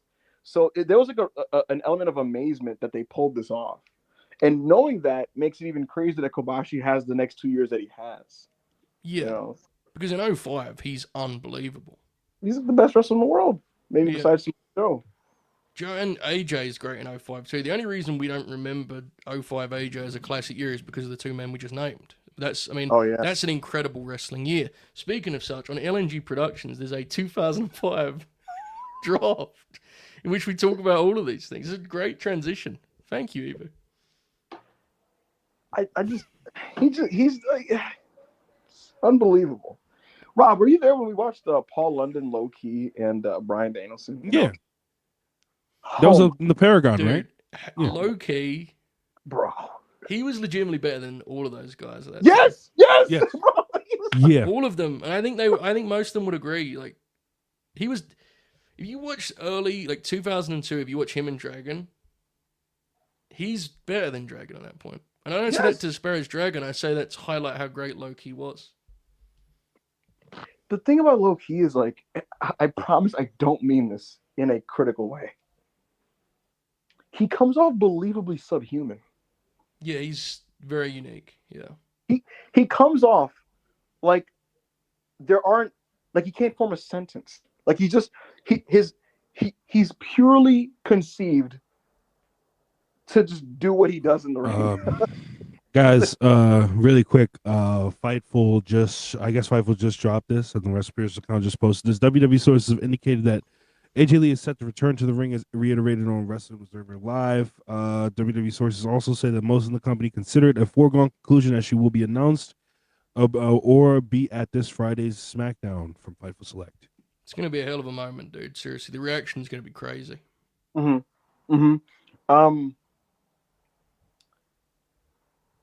Here's why I'll say this. I did go out of my way to watch the Becky Punk thing, and I'm somebody that had been of the belief that Becky Lynch is starting to lose her mind, and I think she probably still is. But she achieved something in that segment that was pretty impressive. She, like, how do I word this? I couldn't tweet this. I wanted to see her set on fire. If I'm just being completely honest with you, like she was that like annoying. Do you know what it looked like? What's up? Do you remember when Steve Austin was bullying Jim Ross and he was keep pushing his hat off and was like, "You gonna hit me?" He was like, "Fuck, I hope Jim hits him." You know, it was like that's what they were going for, right? Yes, It yes. was. Punk kind of had this face. He walked out, Joe, of the segment. Like he was walking up the ramp, and he looked like he wanted to cry, but it was also like really frustrated. And it was like that type of face. And the whole thing, she just came off so fucking annoying, just so fucking annoying. And yeah, I say all that to say that I think AJ Lee's first appearance should probably just be running out and beating the shit out of her, like not even like talking. And then maybe like when they separate them, you do whatever you do. But this is, you and I are big on like, don't play the music, just let someone do a run in. This is not the time for that. This is like, you gotta get this right, bro. You got this. This could be a historic reaction. In all seriousness, you need to get this right. It's in Chicago. I just saw the ticket sales. It's in like it's like past 14,000 and stuff. So. Good for her. Look, she played her cards right. She didn't want anything to fucking do with the business. You know what I mean? She's fucking chilling. I bet you, Joe, if I'm being honest with you, because look, let's be honest. WWF, they're trying to load this show up to, strike on AEW and all that type of thing, right? They want to steal the headlines. We're aware of all this, right? I wouldn't be surprised, Joe, if like she got cut like a really, really fat fucking check because she wanted nothing to do with any of this. Dude, I would expect that she did, yeah. Like, dude, every year, Joe, for like 2 straight years, they're like, "Hey, you want to do a Rumble?" And she's like, "Yeah, leave me alone." Like. Yeah. They assumed like, oh, your husband's here now. Now you want to wrestle? And she's like, no, not really. I don't care. She did an interview, Joe, like last year where they're like, hey, like, what do you think about CM Punk's AEW run? And she straight up said, like, I don't really pay much attention to it, which maybe she's aura farming and lying, but comes off, she came off like she doesn't really care. So yeah. I'm sure it's a good, nice bit of money, I'm sure. Yeah. Good for her. Yeah, good for her. Women. We did not read this one. Go for it. No, I thought you were finished. I was letting you finish. No, you're good. Oh, okay. Epic Department, 1956, $5. Chris Park is getting a scolding from Regal for aging in that opening. My God, shame on you, Ibu. What? The opening, I guess the video, because like, you had like 7 minutes of just bumper. Oh, I guess that's what it's about, yeah. Bro, Joe, you know what I was about? I was like, Rob, what opened Raw? Like, what? I don't fucking know what's going on. It might be Raw. I don't know. I assumed it was this. I have no fucking clue. Maybe it is the long bumper. My favorite bit now on the bumper is 5 minutes into this bumper, Robin Meach is like, what the fuck, man? Nigga, all I hear is, bro, you didn't realize when you came up and I brought you up, all we heard was like a loud fucking noise in the microphone. I was like, what the fuck? I was washing my hands. This guy, bro. This guy. Pierce Enjoyer 199. When is the next mainstream? These depressed ones suck. We're not depressed. Yeah, no, I think it's actually. I think we've kicked out. Wait, what? Shades of crystal bread. It's been a week, guys. Pretty bad. Joe, you yesterday was the funniest. Hey, look, man, we have our days. I was gonna message you like, did he kick out of that? Not really. Nah. I will, because all last week, that's why I didn't stream or do any podcast last week. Because when I came back home, I was dying. I was literally whatever I caught in New Orleans. Holy fuck, dude! That was about to kill me. I was gonna say, like, dude, did you like splash water on your face? I think I was a little short on sleep. It's fine. I listened to the beginning, Joe, of that like stream you did where you're like watching matches. Didn't know. Took a lot for me to get through that one. Not because the matches or the company, but I wasn't there yesterday. I was gonna say, Joe, I know you. I'm at minute 10. I'm like, he's fucked. Yeah, like he's fucked. Like, and you're like trying to fight through it because you're a pro, and you're saying you're like, Oh, what a move there! And I'm like, oh, he is fried right now. It's Tough business on families, either. You know that. oh, I think I know. Did you listen to Worldwide last week? Yo, no, did you listen to him on Worldwide 2 fucking weeks ago? Holy mother of God. Yo, me and Aaron were like, what is happening? I now we passed the statute of limitations, folks. When I was doing last week's Worldwide, every group chat that I'm in was like checking up, or like, they were like sending wellness checks towards me. Really, I was like, Ibu, are you okay? I was like, yeah, I'm fine. Guy that was CM Punk in 2013, bro. He was just, but he was not having a good match. he was having a bad match. That was staph infection, Ibu. Yeah.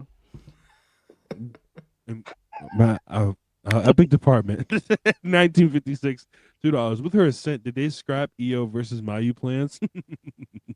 Nobody cares about my Marigold, bro.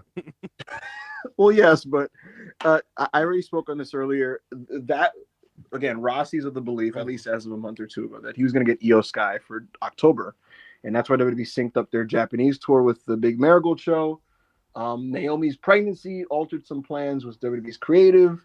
Io's probably going to beat Stephanie. She's probably going to then face Rhea Ripley in Australia. I don't know how that date lines up with the Marigold date and how they get to what they get to, because I'd imagine maybe they do some type of write-off where Asuka attacks Iyo and then they send her off and she goes to Japan. Something along those lines, probably. I haven't. Hold on, guys. We have to do our weekly update of the Marigold account and what they got going on. Today, 6 hours ago, they posted their current standings for the Dreamstar GP, and they are up to a whopping, after 6 hours, 62 likes and 1.7K views. We're off to a great start, y'all. We're obviously getting that Mayu Iyo match very soon. No, we're not. But we're all obviously getting that match very soon. We're off to a whopping start here, guys. Great start for the year. I need to leave in a moment. Are there any of those chats that are like Holbert Central? I saw one. Hopefully not, because I want to leave and then people like, there was one Holbert super chat. Let me have a look. There probably is. Let me see. It was clip. Try to find it. Brainbuster in the chat said, I'm not gonna lie, I think Joe and I were both in weird form. Yeah, we was fucking ready to go, dude. He's like spilled into the group chat today. Yeah. Had to give a team talk to the lads, yeah. Joe, was it one of those like you walk back in the office, everyone's kind of sitting there and you're just kind of like 3 1/4. All right, it was funnier than any of those things. It was a debate about whether the guys should use the word fat on air. Look, that's actually what it was. That's where we're at this point. I was like, guys, just here's where I stand on this, okay? Just leave me be.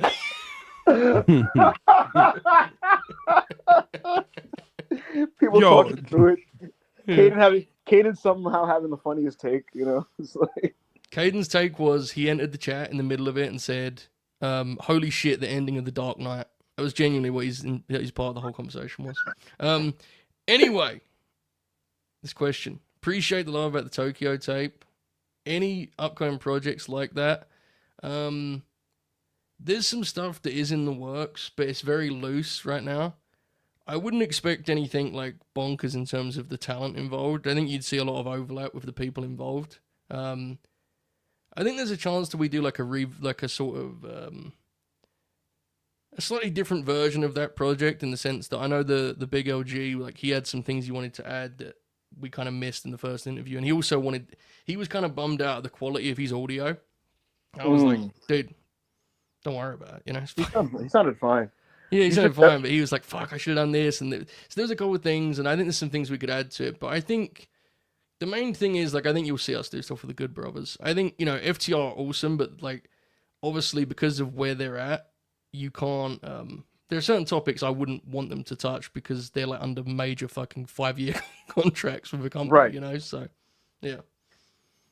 I'll tell you what. And let me look for any other super chats with Joe really quick before. While Rob's doing that, I'll tell you what. I think there's money in just doing like basically DLC. Yeah, there's some stuff I want to. I mean, I would like to get Hawkins and Ryder on as like a director's cut, because they wrestled both teams in Tokyo that weekend, you know, and those are funny guys too. So Some stuff Yeah, we there's could a add to it. But yeah, there's a clip going around with them and Raven. I saw that. Yeah, That shit is Bro. fun. Have you seen this, Ibu? yeah. Bro. Bro, there's a clip. Cardona's reaction is incredible. By the way, There's a clip of Raven sitting there with Hawkins and Ryder. I don't know where there's some convention that they're at, and they're interviewing Raven, and Raven is sitting there, and he's like, "Yo, where's the third guy that is with y'all?" And they're like, "Oh, that's Matt. That's our producer." And he's like, "No. There's a third guy. There's a third." And they're like, "Oh, Edge." And it's like, "No. There's a third guy." And he's like trying to figure out. He's like, and he used to do YouTube videos, and he got over in New York. He didn't want to push him. New York. and fucking Matt Cardona just goes, "Wait, that's me." And it's like, yo, that shit. Joe, did you see Matt Cardona trolling Chelsea Green over her WrestleMania 2000 shirt? I did. Yeah, I did. That was so sick. She's just like, I couldn't tell you anything. Cardona's a good follow, man. I mean, say all about his matches, but fuck, Yeah. he's a pretty funny guy. I like him. Shame about his matches, you know. But Yeah, I like almost everything about him. I just, the matches, whatever. That's Joe, what it is. what would it take for you to do a grin along of the card that has Cross and Cardona on it? I don't even know if that's House of Glory or GCW, but I know that they're wrestling. I don't think that's something I'm going to be doing, mate. To be honest, but I'm gonna be out here, folks. I have some programming to do. Stick with the lads here until they're done. But remember, 9 Eastern, live and free, late night Grin Grappler, the Dudley Boys. Let's talk about it. Okay, have a good night, fellas. Appreciate you. Goodbye, everyone. Goodbye. Thank you, Joe. I don't think that's something I'm gonna be doing, bro. Rob, I know your ass is gonna fucking watch that shit. No, bro. BV is going to make us watch it. BV is gonna make us watch this show. BV is definitely locked in on it. But no, it's it's so. I will say BVB like putting on GCW shows and watching GCW shows with the boys is fun. I can't lie, it's very fun. But it's not fun in a good. No, wait, GCW. Don't think we're saying it's fun because you're good, because you're not. It's fun to make fun of you being bad, is what I'm saying. So I just want to put that out there. I want no smoke with Brett Lauderdale. Let's run through these super chats. Boy, I'm gonna say let's get through these. Chi-Town, $2. Am I insane or is Guevara and LFI going to work? I mean, it's not gonna hurt. They give their creative changes all the time, and Roosh is one of the most weirdly booked wrestlers in AEW. Yeah. So this will kind of exist for a little bit. They'll have some fun matches. It's not going to hurt the act much, and then they'll just fizzle, and then they'll disappear, and then they'll reappear with some new manager or something like they usually do. Yes, when Roosh just disappeared off TV for like 6 months, I was of the opinion of just like put him in Ring of Honor when you don't have anything for him to do on AEW television. So again, they're one of those. They're just one of those weirdly booked acts. So this will exist. They'll do some tags, and then they'll fizzle, and then they'll disappear, and then they'll reappear again. Johnny Burney, $1.99. What are the top matches TK can book against WrestlePalooza? So this is your all-out super chat, Johnny. Hangman Page and Kenny Omega, Women's Blood and Guts. It would be rushing to get to this point now, but I would do. You could do Okada Takeshita if you'd like to do that. So, but my big things are Women's Blood and Guts and the Hangman Kenny match. Yes. Danny Quang, $5. 2025 Seth Rollins might be my least favorite top wrestler right now. His matches are fine until he dives into this cinema cutscene wrestling style. My problem with Seth Rollins is he was a really well-written character en route to turning heel because he was just a very consistent guy with consistent values and morals. And then it appears as if he's reverted back to that kind of 2022 fake Joker bullshit thing that he was doing. And it's like actively the lamest thing in his own stable. Yes. Thank you for the super chat. Go Birds XTL. If Roman wins the World Heavyweight Championship in WrestleMania, should he drop it to Braun or Jacob? Also, I hope they let Iyo and Vaquer put on a classic. You could go with either or. I think Roman Reigns should win the World Heavyweight Championship and hold it for about a year. From what I saw, Jacob Fatu's dead in the water, though. Isn't that guy like on SmackDown working with Solo and shit? Yo, please get Jacob Fatu off of SmackDown, bro. Get him away from the MFTs for fuck's sake, bro. I am tired of this, bro. People are being like, yo, Jacob Fatu flopped in fucking WWE. And it's because of fucking Brian fucking Armstrong or Brian James, whatever the fuck he goes by. I'm sick of it. I'm so sick of it. Please get Jacob Fatu off of SmackDown. Please. Thank you for the super chat. MF, $2. Brad Pitt, Tom Cruise, band for band. Who y'all got? I think I might prefer Brad Tom, Pitt, bro.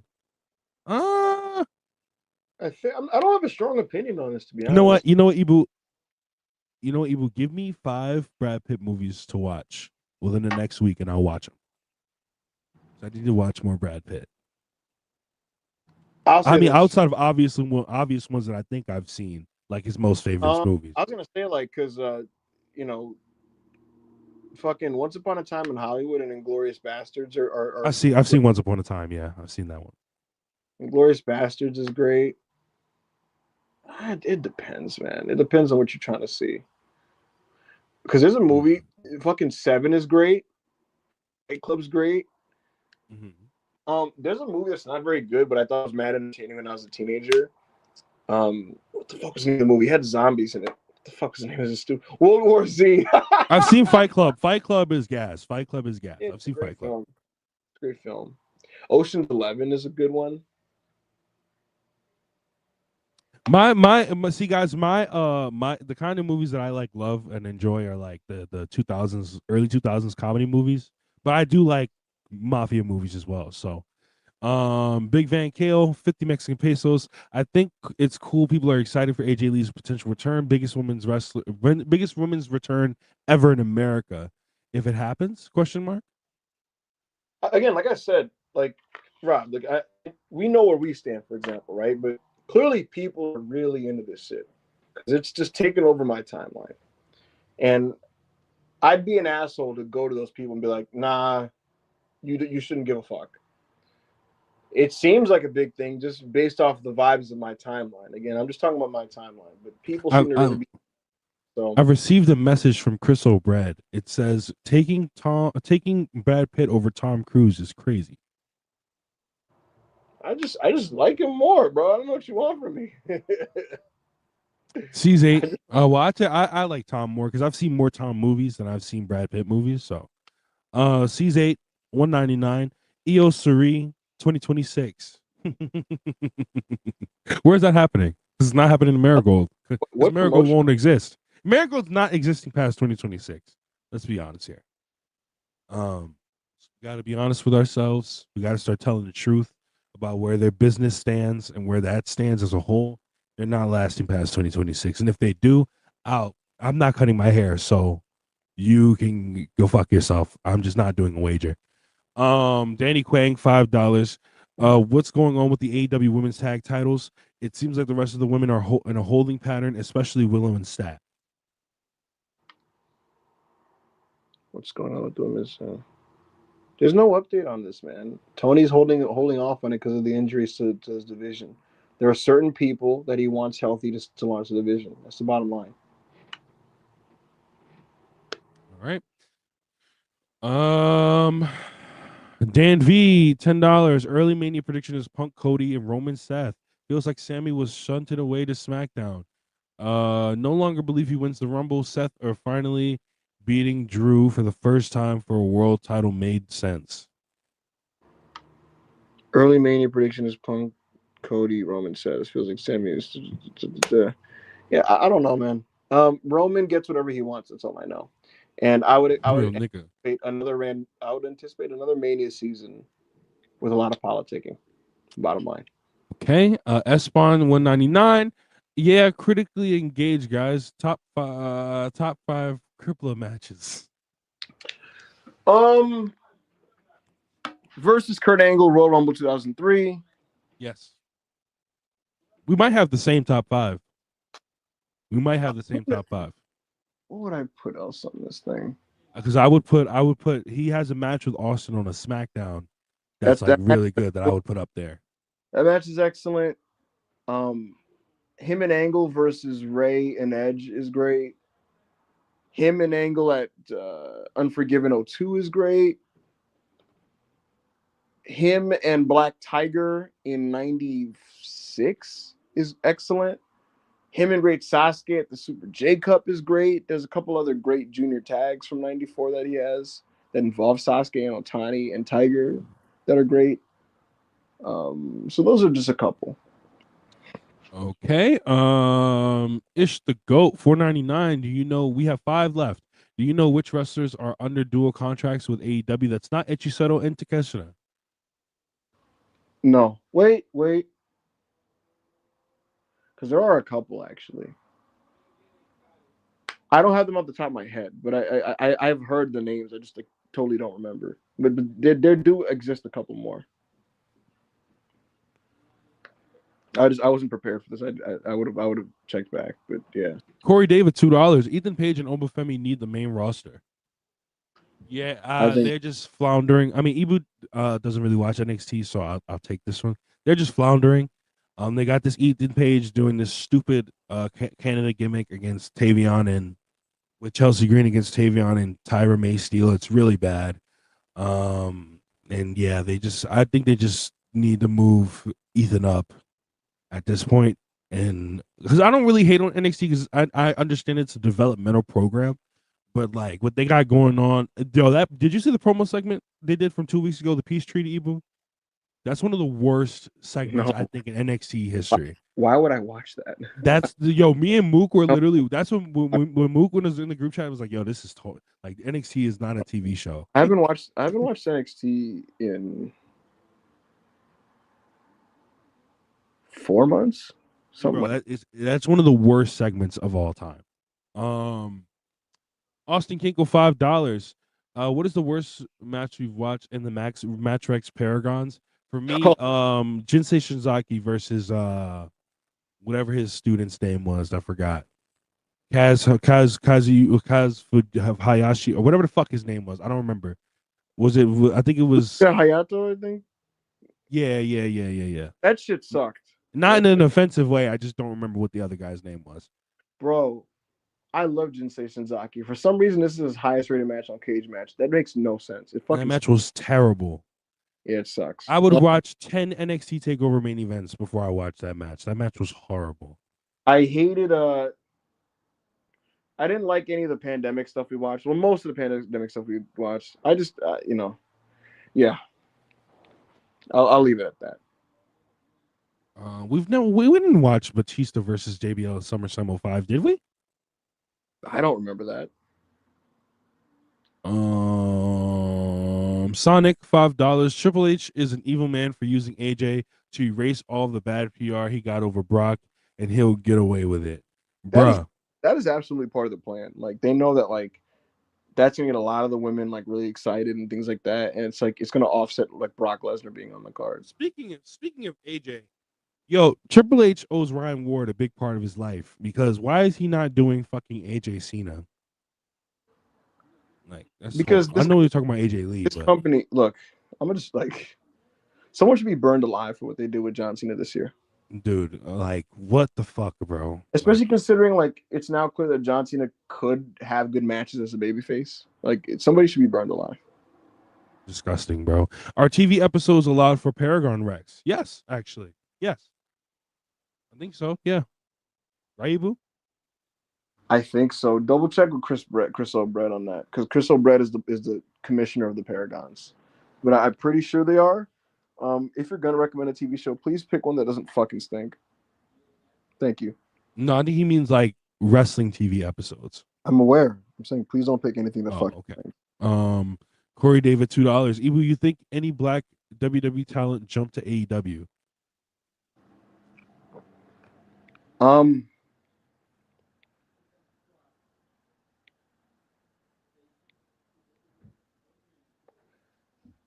I think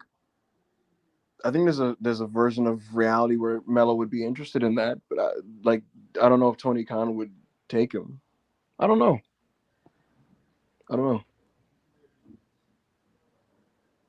All right, and I need to do one more thing really quick before we get off the air. What would that be, Rob? Something on the thing, the Patreon. Won't give me 1 second. Oh, you got to post the this month's thread, right? Yes. I'm just. It's literally gonna take me like 30 seconds. Watch this. All right, well, folks, while Rob does that, if you're not in the Self-Made Discord, you should definitely join. We just finished the August match, Rex, and we're going to start September, and I'm really excited for it. Follow at Self-Made PW, and in the bio is a link to our Patreon. Within minutes, Rob is going to drop this month's match recommendation thread, and the bottom line is this. If you're in the $10 tier or higher, you can recommend a match that we will watch and create content to. And if you're 20 or more, you can get a microphone and watch with us. But the bottom line is Rob's going to drop this thread, and you're going to give us your match that you want us recommended. And ideally, if it's not something on Peacock, if you could provide a link, that'd be great. But that's the deal with that. Let me know when it's posted, Rob. All right, and I'm gonna go to the next super chat while I do so. Yep. $5. Y'all should have that Patreon up if you're already a member. Get ready to refresh.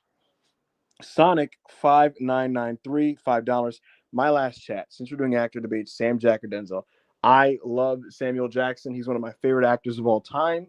I still prefer Denzel because I like his high-end work more than Samuel Jackson's. But Samuel Jackson's fucking awesome, and he can do anything. I've seen him in anything. You see him in like serious movies, historical movies, action films, comic book movies. Like he's like awesome at everything. So I'm a big fan of Samuel Jackson. I think he's the shit. I think he's one of the most versatile actors I've ever seen. All right. And it is live. The September match suggestion thread is live on the Patreon right now. Here we go. I'm about to drop the link. So if you guys, first of all, I'm about to drop the link to the Self-Made page. Excuse me.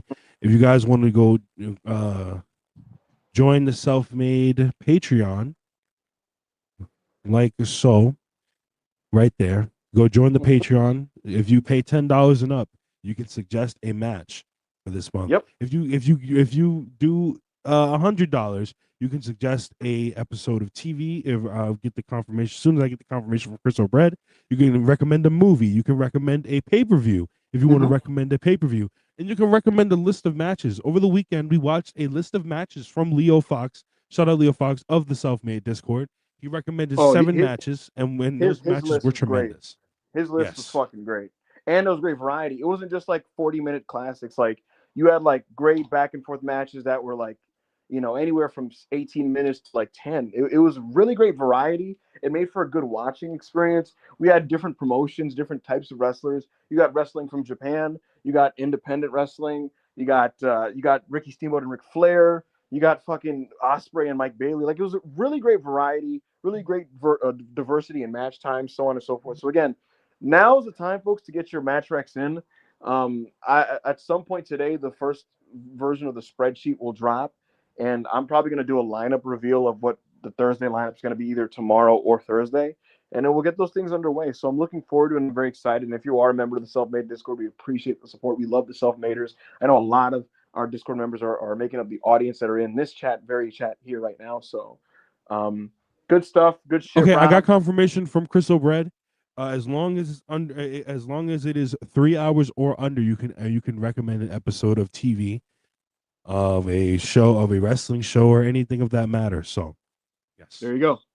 As long as it is under 3 hours. This is the list of matches from the Paragon. We are going to go through these last super chat right here from Johnny Burney. Ibu, who had a better 2025 rebound, Mox or Cena? John Moxley. I will say Moxley because Moxley is doing good while wrestling good opponents, whereas Cena is doing good wrestling bumps. And and he's being booked better creatively. So no, yeah. Mox is, excuse me, sorry. They were both doing bad work and they both appear to be back on track. I've watched John Moxley far closer, so I'm probably not qualified to answer this, but John Cena just is meant to be a babyface. So yes. Somebody asked me, am I streaming tonight? No, and I don't think I'm not gonna lie. I don't think I'm gonna stream until I get monetized. So, but I'll be monetized very soon. But I'm not streaming until I'm tired of streaming for free. I can't lie. I'm not subjecting myself to Friday Night SmackDown for free anymore. So, Demon. yeah. But that is the last of the super chats. But I'll Folks, probably do one. I'll probably do a stream very soon. But folks, I hope you enjoyed this stream. You know, needed those 8 days off.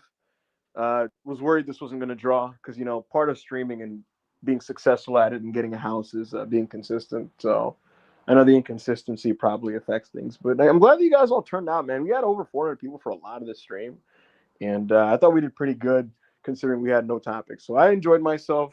I'm glad, Rob, you were with me and we did our thing. So for Rob, I am Ibu of Wrestle Purist and Self Made, and I'll see you guys next week. all right. Oh shit. I didn't realize you were doing the outro.